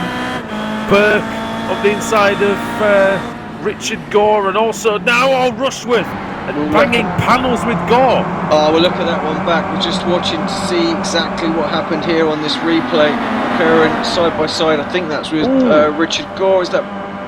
Oh, he just got a little tag from behind. I think that was Plumley tagged him going into turn 2 there. Spun his rear end round, and yeah, just into the Armco there. And we're just having a little look at that. What you were calling there with Richard Gore, Rushworth, everyone having a good old battle. Gore on the outside, like you say, banging panels away down that back straight there. I think Richard going to hold on to this. Looks like he's got the slipstream again. That seems to be the big problem for everybody. They get a run, but if they haven't got the slipstream, they're not getting past. Yeah, the whole field is still separated by less than 10 seconds. It's amazing at this point. The back 5 are Zuzov. Well, McCarran's been in the fence, but apart from that, it's Zuzov, Thompson, Newman, Blake, and Katz are the back 5. That was the front-running 5 nearly from the first race. Yep. They haven't really gone anywhere. No, not at all. Well, that's what happens when you get a complete reverse. Is usually there's trouble on the racetrack. We've got Dan Blake being turned around by Pete Newman here. So that, those two cars have come to blows once again. It's poor old Dan Blake that's come off worse once again. Lee Thompson still stuck behind there was net code, I Media think. car, so. There was some net code, but there was no real room for Newman. I'm not really sure where he saw that gap there, but Blake across the grass doesn't look like he sustained any damage. Not what he wanted, that's for sure. Yeah, a little gap starting to form now. Cat's really not under any pressure behind, obviously 1.8. Oh, and Kaiser, is it? Sorry, Broström looking at the inside of Stevens. Alex, sorry to interrupt, but he looked like he was going to actually collide with the Power Max car there. Yeah, I thought I was just about to say, I think Cat's now in no pressure. He really can start to focus his attention on the guys ahead, try and make a move up. In that Oculus car, he's closing in on Rob Plumley, but we're still watching that battle. Broström on Stevens trying to put a move on Scott Malcolm. Malcolm doing a great job. I said this in the first race. Great job today. Yeah. I mean, I was going to say though, Alex, when you get the full reverse, the cars at the front, the cars are all similar pace to each other. They're all trying to overtake the person who was just slightly slower than them in the previous race. Yep. It's very, very difficult. And this is the perfect situation to start on pole in the reverse grid race like this. Unfortunately, it hasn't worked for Nick McCarron and Julian Janowski, but Scott Malcolm, he made the move when the mistake happened. He's got through. Like I say, you have to take the opportunity, and he has done. Look at this train now. 5 seconds separates the top 13 cars. Yeah, a little battle going on between Dan Hunt, Paul Smith. I think Smith's going to lose out a little bit there. Has to check in front of his teammate Rob there as well. That's going to put Rob under pressure from Katz. Katz got past John Roberts, I think, on the last lap, did he as well? So. I think he did, yeah. Starting to make a little bit of progress. It looks like he might be able to get a run here on Plumley. Plumley defends the inside going into the final turn. Plumley to the inside in Lodge Corner. Katz trying to get the cutback, but great positioning by Plumley. Thompson and Roberts side by side. Yep, as well. Katz trying to get to the inside. I don't think he's going to make it. Plumley still retains that position. Stevens and Malcolm, they're side by side for the lead. Into turn 2. Oh, and look at this now. Got the run. Bad things are going to happen here, I think. Shawnee Linus, though, is going to be able to get around the outside, and we've got Steve Hefford in the Oculus car. Why isn't Malcolm blocking the inside? He's been tagged. And you know what? That was down to Scott not blocking the inside. He should be defending there, I think. Because he just invited the pressure, didn't he? In the end, he come out in the lead, so whatever he did, it worked. It did work. But he put himself in a bit of danger. Tight in there. Little battle going off a bit further back, side by side. I'm not sure who that is a bit further back. All this is going to change as well, mate, once the pit stop window comes around. We're only 4 laps from it. And I doubt the battles are going to be this close. 2 seconds separates the top 8 now. I wonder if you're going to have people like Katz and Thompson jump into the pits early, because they're just not going anywhere right now. And that early pit stop, while it might set them back, it might just give them the free track that they need to put the lap times down that we've seen them do. I mean, they were doing 23s in practice. So Stefan Hoog and Sebastian Job are waiting for them as well. And look at the car of Thompson. I mean, he could do with getting that repaired as well. Yep. Yeah, exactly. So there's some serious drivers waiting in the wings to come out here. So I think we might see some of that, some tactics. Richard Gore closing in on Steve Burke. He has got Jamie Rushworth tagging him on the inside, sending him around. He's into the wall.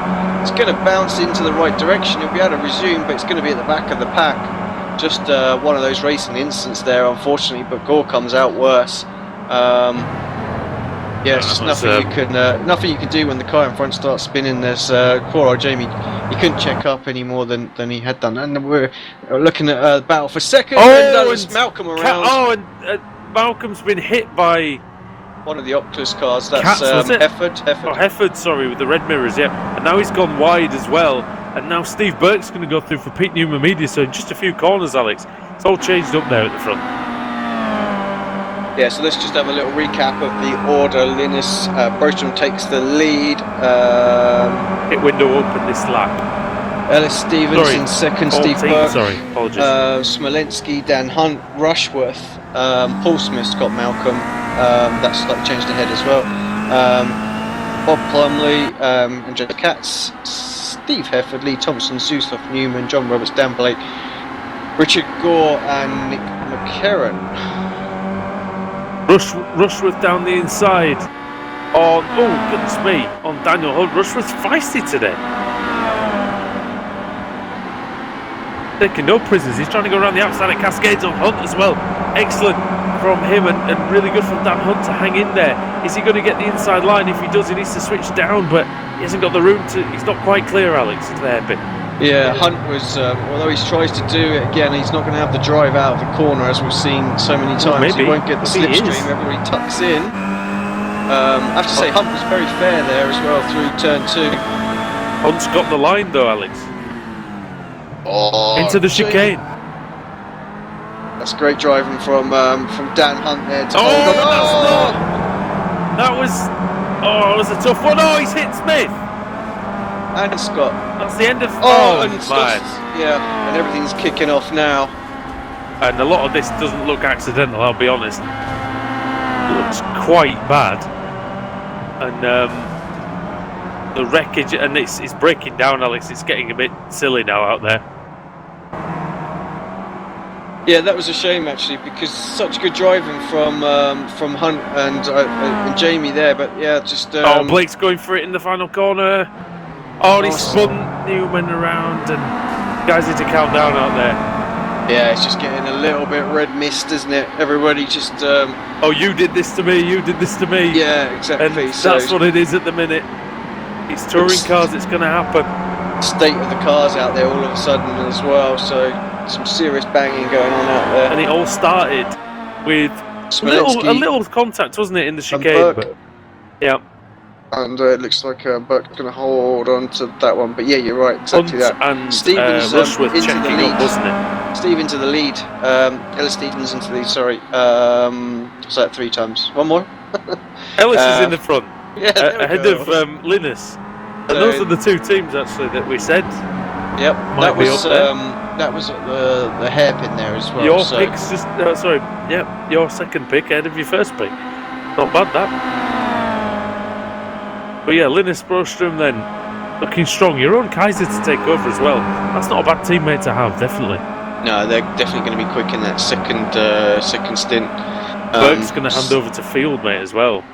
Yeah, that's going to be quick, isn't it? Richardson's going to have his work cut out for him for sure with those guys floating around. But I think Steve can do it, to be honest. If he gets the car and he's in the lead, clear track ahead of him, he can plant that on the racing line just as well as anybody. 100%.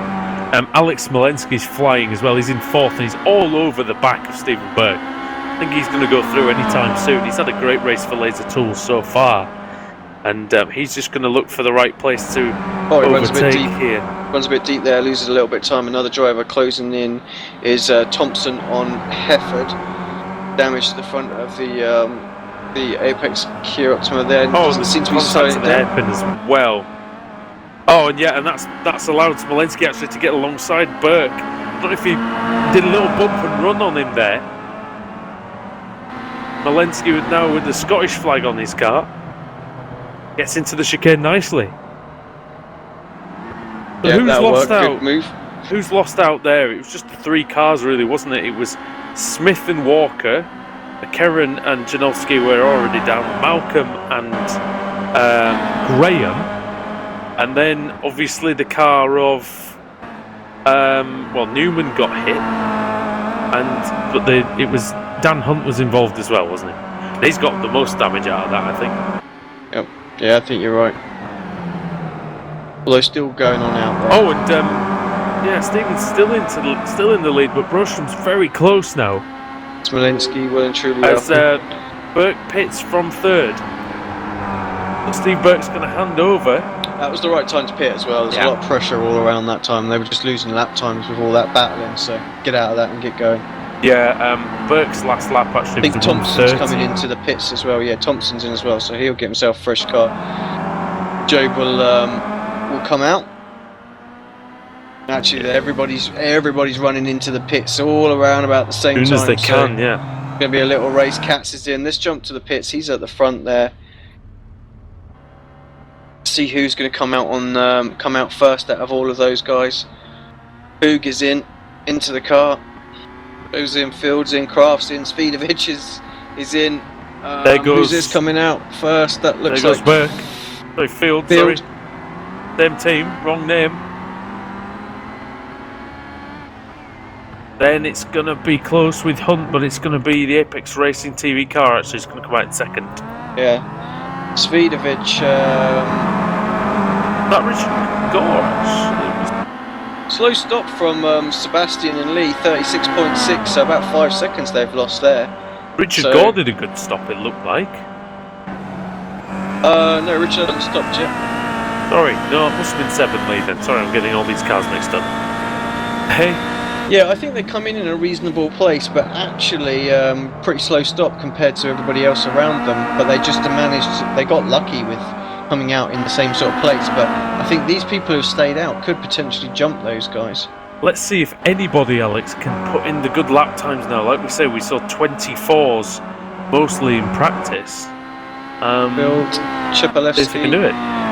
Zuzov come in quite early, didn't he? And this just goes to show, look at Seb's 6.1 seconds behind Chepalevsky, and Zuzov was way at the back, so that just goes to show how much time they've lost. So, you know, I think Zuzov, I don't want to cause trouble, I think Zuzov actually came in. I don't know if he came in on lap 14 or on lap 13.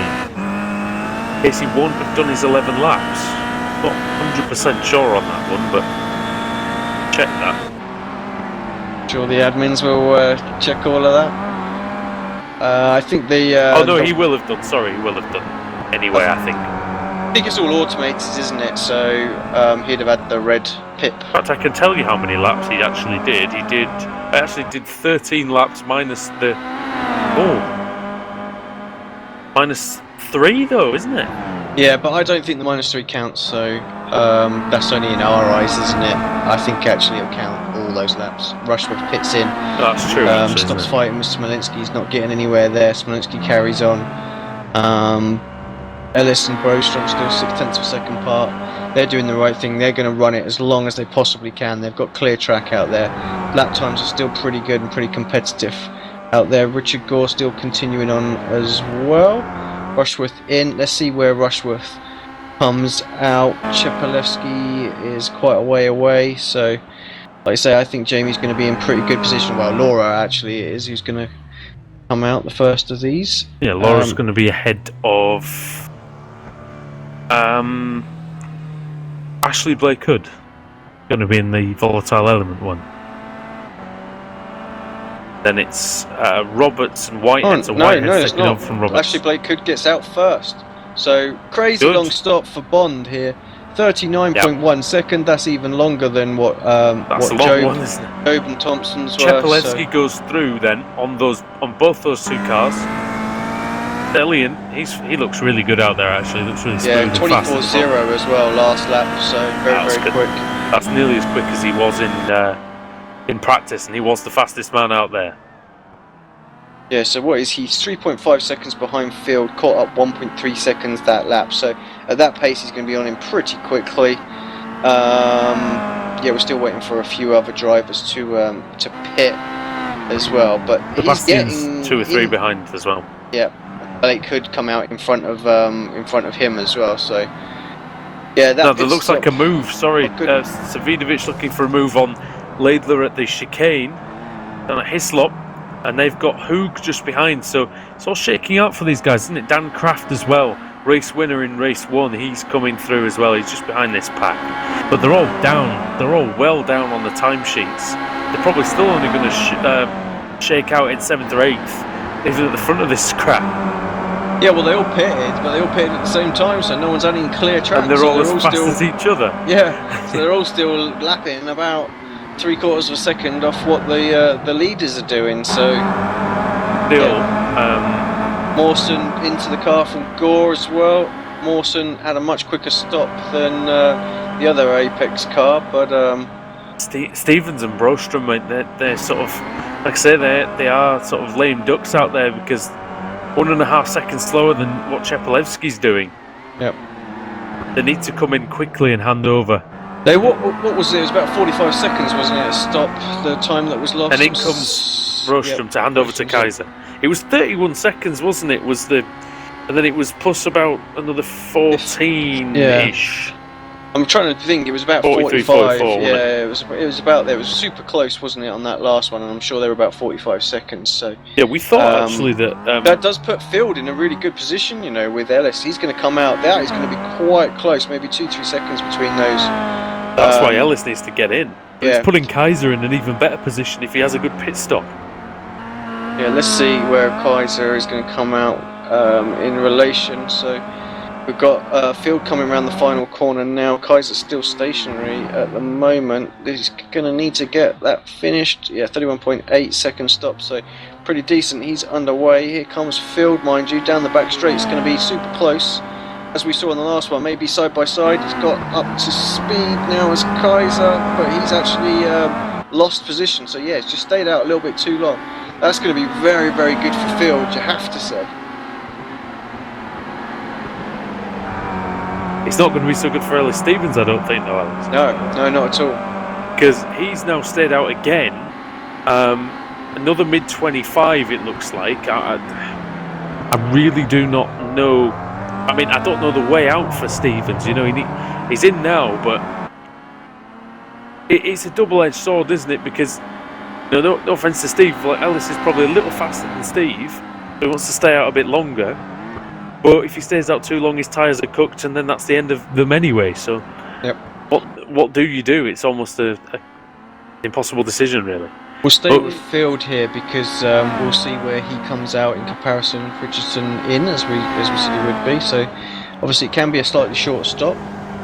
You would think they could put less fuel in the car as well. So, might see a sub 30-second pit stop.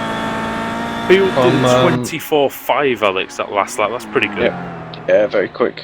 24.1 for Chepelevsky, though. He's not slowing down. Still, okay, so they're going. Here comes Field. Yeah, Field's going to have this quite comfortably, I think. And so is Giron as well. And Cheppy. Yeah, all through. Going through. That was a great decision from Zuzov from Zuzov to come in when he did. He was having another mare out there and got in as quickly as he could, and Chepelevsky's taken over and was able to bang in those really quick, consistent laps. And he's gone from the back of the pack all the way to the front. So great strategy call on their part. Walensky stayed out.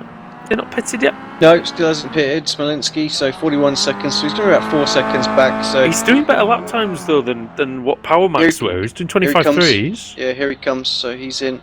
So I expect to see him come out in and around about 4th or 5th place. Very good lap times though, Alex. Last 4 laps for him was 25.4, 25.6, 25.3, 25.3. So he's doing the best he can on those worn tyres. He might have gained someone Power Max as well, you know. Yeah, let's have a little look and see. He may just come out around where Zuzov is, but Chepelevsky is, but it's going to be a short stop, as you said. Tyres going on now. It's going to be close. Richardson,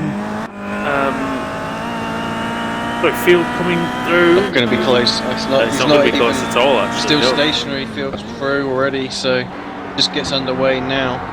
Is that a really long stop for Laser Tools, or is that? No, it's not that long. The rest of them doing a better job. 32.5 seconds. That's all right. It's not that long at all. But Martin Brandon in the car now. Unfortunately, the pack separated out and they've started to all bang in the 24s. So yeah, they were losing, like you say, 1 second a lap, really. Because what's going on with Brandon? Oh, it looks like we've got another case of the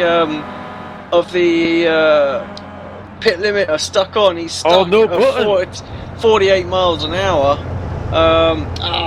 There's nothing worse than when that happens. Brandon in the car. Smolinski did all that hard work, still trying to get it off now.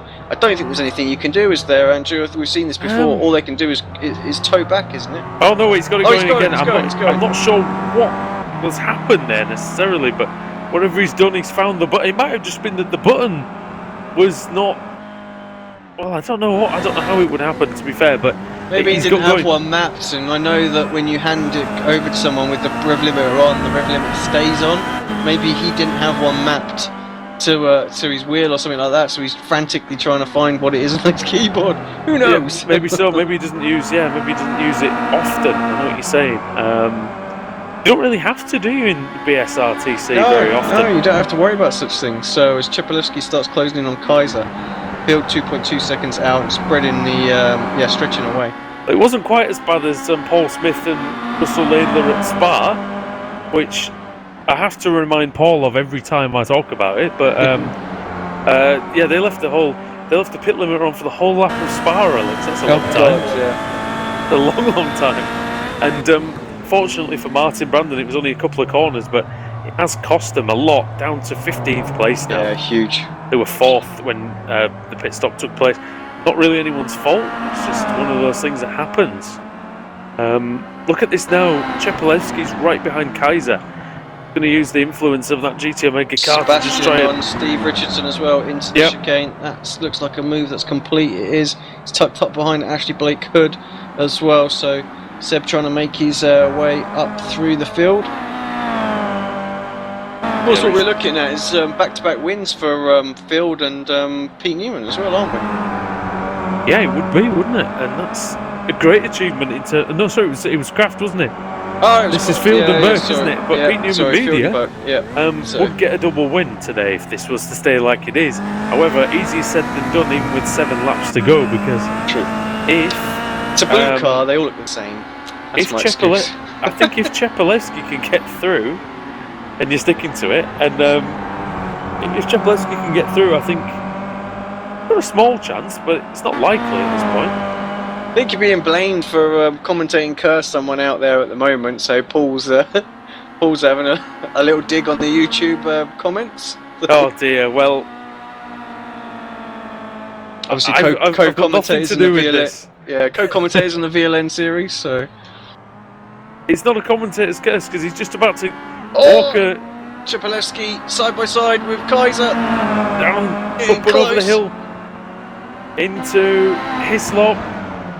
It's got it done. And through goes Chepelewski. Good move there by Stellian Chepelewski. Yeah, Stellian I think's probably got the pace to actually have a little run with 9 laps to go on Simon Field, so he's not going to have it all his own way. It's flying out there. Field's doing mid-24s. Yeah, but Chepelewski was doing low 24, so half a second a lap, 3.3 seconds behind. He could make that happen. Yep, and I think Linus and Jeroen have got that 3rd place pretty much sewn up. Blake Hood's behind them and he's lapping a bit slower. And that's will be inside his job. Yeah, Seb cleanly through there in the final corner. He's driving nicely, Seb. I mean, he's come out and he's doing very low 24s and even dipped into the 23s for a 23.997 as well. So, job looking good. That lap was a 25, getting through 1 or 2 cars there. So, yeah, I'm not sure Seb's going to have enough to get up to Jeroen in 8 laps, 4.4 seconds. Absolutely going to have to do qualifying lap after qualifying lap to make that one happen. But you never know if there's some battling starts to go on out front and it all sort of packs up. It might happen, but. Steve Richardson still doing a good job out there. Actually closing back onto Blake Hood, actually closing back onto Blake Hood. So 25.2 for Richardson that last time by. That was actually just as quick as anything Ellis managed. So Richardson up there in 6th place. Good points are coming for Power Max then. It looks like their 41 car after that slow pit stop has just managed to get through. I think Laura's just taken Hoog. Yeah, you have to think Hoog's going to want to try and get back past this. It's Hoog, then Kraft, then Mawson, all pretty tight there between those 4 cars. So Bond's got fresher tyres though, and she's trying to make headway there. It's actually working pretty well, stretching out this pack. Hoog. Kraft is in there as well, race winner earlier tonight. Mawson, Kevin Noon, Whitehead's there as well. It's quite a big pack, that. Yeah, who's not trying to give up on this place, wants to get it back off of Bond. Got to be careful, Kraft's waiting to pounce just behind him. Here he comes. If he gets a good run through Cascades, Alex, he could have a little run into the hairpin. Laura may have to defend from Hoog here, though. He doesn't want to leave the door open for the Swiss Superman. Yeah, who thought about it for a moment? Oh, look how much they close up under braking there. I thought for a moment the Pete Newman media car of Kraft come in a little bit hot, but then Mawson come in there as well. So close. Hoog's car looks a bit second-hand, though, doesn't it? I don't know if that's affecting him. A bit to try and wrestle 9th place from Laura Bond. Just having a quick, while we're watching this on screen, lap times last time by Field 24.628, Chepelewski only 24.60, so not a great deal of difference, just 0.02 of a second between them. At that pace he's not going to close up hardly at all. Looks like a slightly better lap this time, but only by about 0.2, so Field might be able to hold on to this one without too much pressure. 3 seconds, 3 laps left. Going to take some going now. He just needs to keep it on the black stuff, you would think.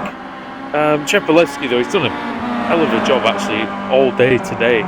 He rescued, no disrespect to Zuzov there, but Chepelewski rescued that first race, didn't he? And he's gone and done exactly the same here. Great pit strategy though by the two of them to work this out so that Stellion could take over when everyone else was battling, put some fast laps in, and look where they've ended up. Yeah, they got in as soon as possible. Absolutely the right call to make. They had a good pit stop as well, 31.5 seconds. Yeah, and they were really able to put the hammer down when they had some clean track in there, and it made so much of a difference. Some of the cars they would have been racing around, they jumped in really easily, and then they were sort of just respected some of the guys they've been behind slightly slower than those guys on the grid in the first race as well. So Chepelewski's been able to put the moves on them. Yeah, and that's been the story really for them. It's coming through quickly and with precision.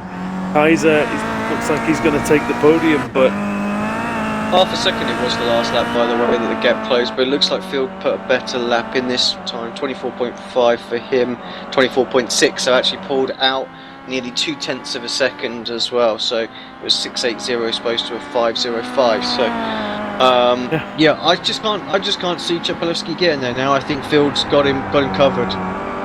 Sebastian's on the move as well, but he's not really got anywhere to go. 24.4, 24.6 for Blake Hood, 25.1 for Richardson, 24.2 for Savidovic in 7th. He's got half a chance of getting Richardson, but yeah, still going to be difficult. He's 2 seconds behind him and only lapping 1 second quicker with 2 laps to go. So you do the maths there, and obviously that's 5 laps to go. Close. And Hoog, I'm amazed that Hoog hasn't tried something in the hairpin on Bond. I think he'd have to do that at this point. All of those have been pretty close for some time now and not really done anything, have they? Sort of as they were, really. But Svidovic 0.9 of a second behind Richardson now, so yeah, absolutely, he's absolutely flying now. He will catch him. There's 5 laps to go. Sorry, Andrew as well. So sorry, it is, yes. We're forgetting our little token pace laps. Oh dear. I need to go to bed. My memory like a sieve today.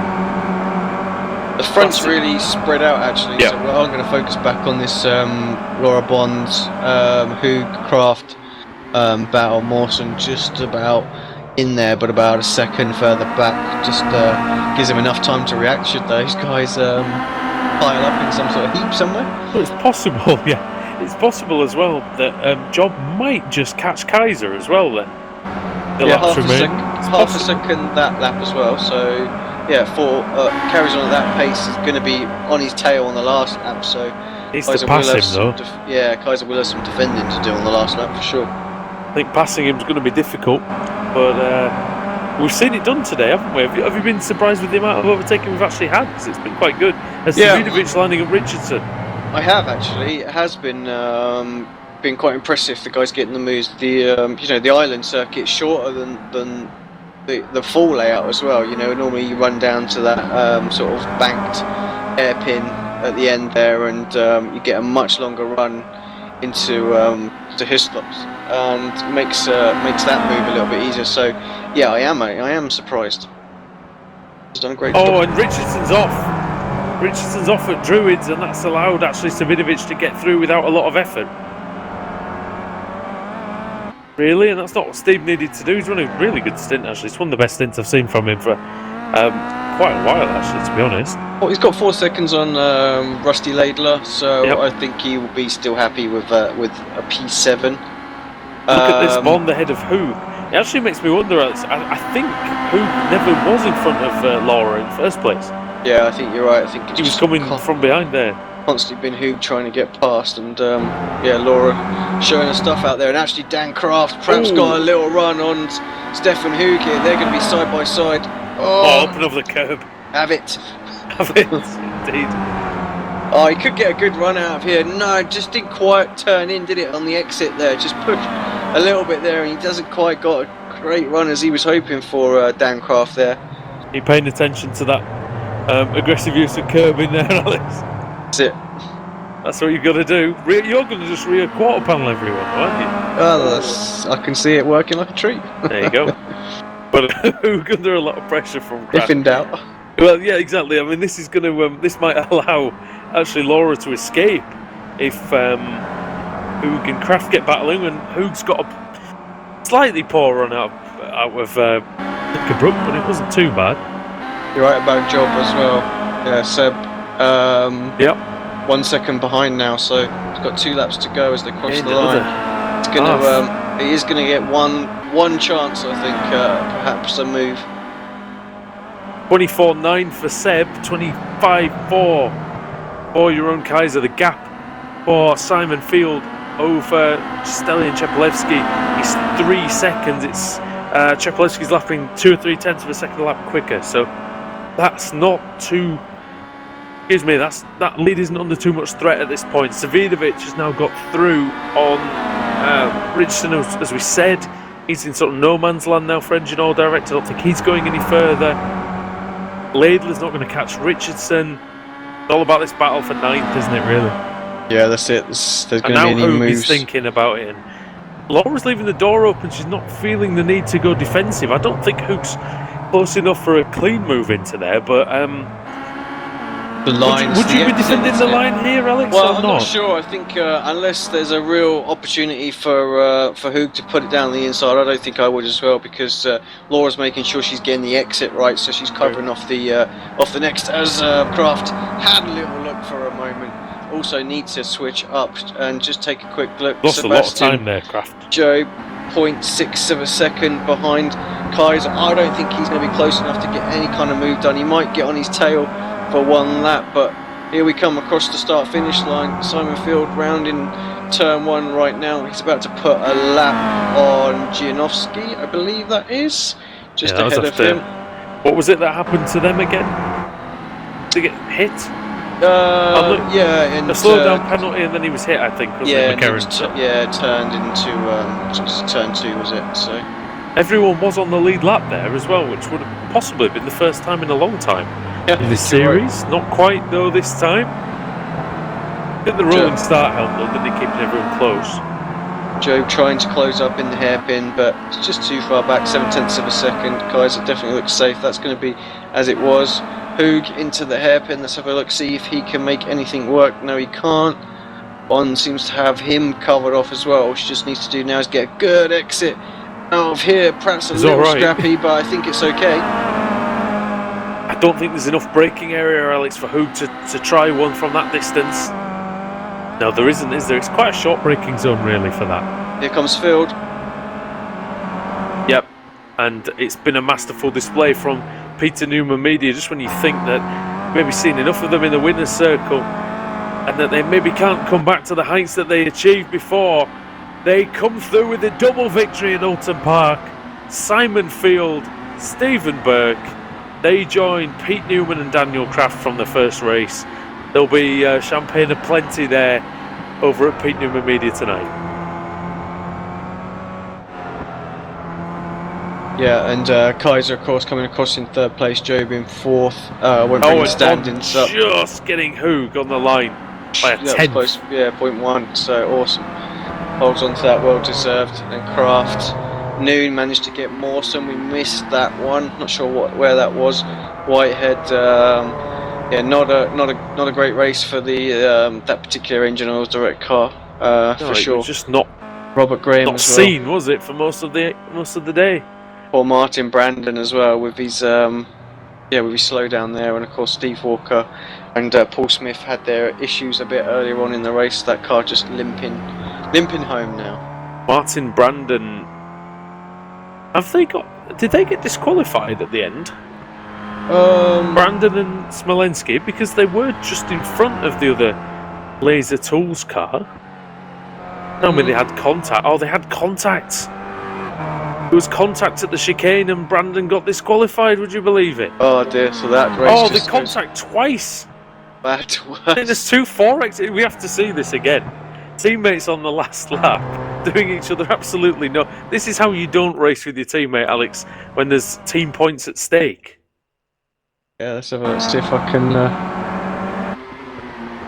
see it. We've probably gone back a bit too far. We've gone back to the start of the lap, I believe.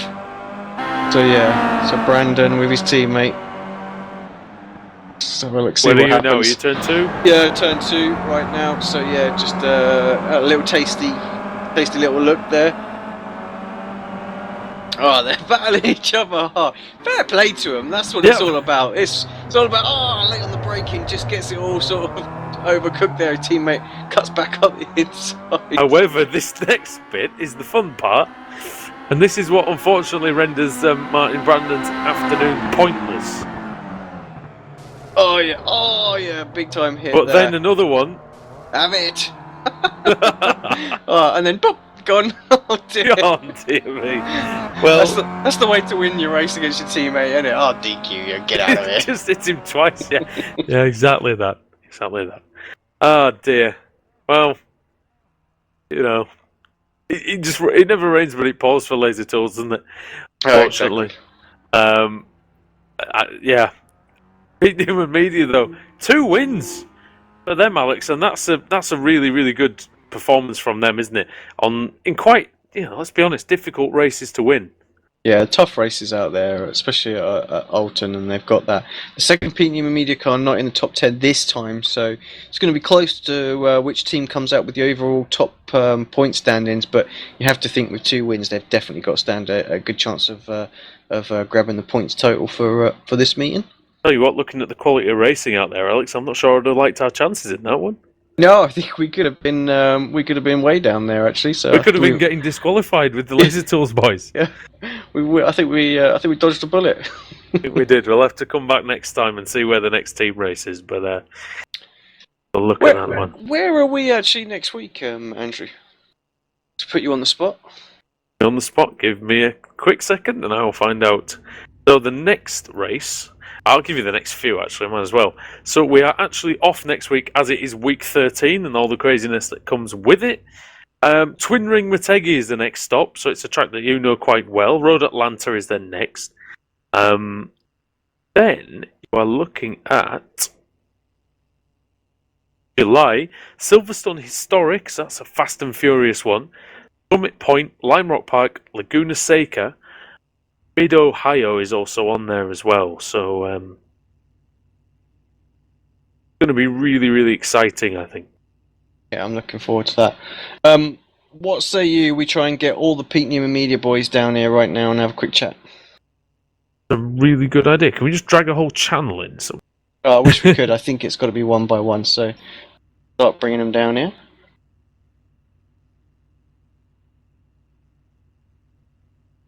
Right, we're joined now in the commentary box by the entire Peter Newman Media team: Dan Craft, Pete Newman, Simon Field, and Steve Burke.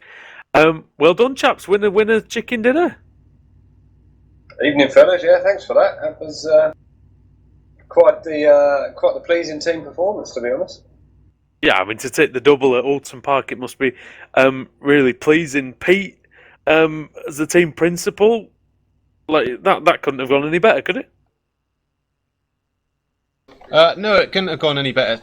Really sorry, but my cat was in the middle of killing a bird halfway through that race. So I've had to go into my Mother Nature mode here, and I've made him a little bed, and I'm trying to rescue him. Oh dear. But and all through that, taking your that's your second win, I believe, isn't it? Well, yeah. I mean, personally, it's my second win, but obviously it's a team result tonight. So it's not really. I don't think that stat can really go against my name. But awesome result nevertheless to have us, both winning both races. Awesome job. Just wish I could have pulled my weight in the second race, to be honest. The car looked very fast over sort of like the long run. It looked like times were falling off for guys out there. Were tyres an issue today? I mean, had you worked on trying to have some sort of tyre life at the end of the stints? Dan did the setup for the cars, and it just worked absolutely perfectly. It did fall off a little bit after sort of 7 or 8 laps, but it never seemed to get to a point where there was no grip at all. So yeah. Dan, looking at that as well, that first race victory, that second stint was quite tough with Lee Thompson battling with you. Was it always under control? I felt under control. I felt Lee was using my slipstream to keep up with me. If I was honest, I was quite fortunate that he made a mistake at the hairpin, though, what allowed me to get in the inside and make the move quite early on. And of course, we've got new build coming up, guys. You sat 5th in the championship at the moment. Points standings not taken into account from tonight, so that might have closed you in a little bit on Power Max. So, does a new build bring in new challenges for this car? Are we expecting any changes or anything like that? Might you be able to make a bit of a charge, see if you can get into that top 3? I think this car isn't getting the new tyre model, so it should pretty much just be the same kind of setup, what will suit the Kia. So I can't imagine that would change at all. We've just got to keep on being consistent and get results, and hopefully we can make it into the showdown at the end. Yeah, this has done wonders for you guys in the team's championship, so you must be really happy about that. Steve, can we get a word from you as well? Really good first stint in that second race. Interesting battles out there, some interesting action going on. How did you manage to get your way through that? Yeah, it looked good. I was a bit concerned with some of the people in front at the start, but the people I was concerned about seemed to leave the road early on. I had a decent battle with Alex, and then he made a mistake. I got past, and then I was talking to Simon over the radio, just saying, I wasn't going to get past Ellis, and I can't remember who else it was in first. So I said to Simon, we should pit as soon as possible and try and get the undercut. And that seemed to work. Is exactly what sort of Dan and Pete did in the first race. Well, congratulations, guys! Great meeting. Enjoy your week off, and then we'll see you back for the next race. Thank you very much. Which is Twin Ring Mategi. Right, thanks very much, fellas. Thank you. Cheers. Well done, guys. Yeah, all the Pete and media guys there really, really pleased with their night's work. Why not, mate, as well? Absolutely. Do you know what it is? They're way down. Well, they're not way down, but they're down in the points championship at the moment. But it always seems to be that team that brings out, gets the major stacks. Do you remember when they got that 1, 2, 3 last season as well? A huge thing for the team. They always seem to get those great results. Other teams obviously competing well, but when they're on form, Picnic Media, they're on form, if you know what I mean. And the car always is. Tonight showed it. When they've got that car dialed in, it's always really, really excellent. And sometimes it doesn't look that good. When it's when they're just slightly off form or whatever. They need to work on that. They need to work on some more consistency with the setup and really get that car to the front in every race meeting. Because I think if they do, Alex, they've got a really good chance picking up that £4,000.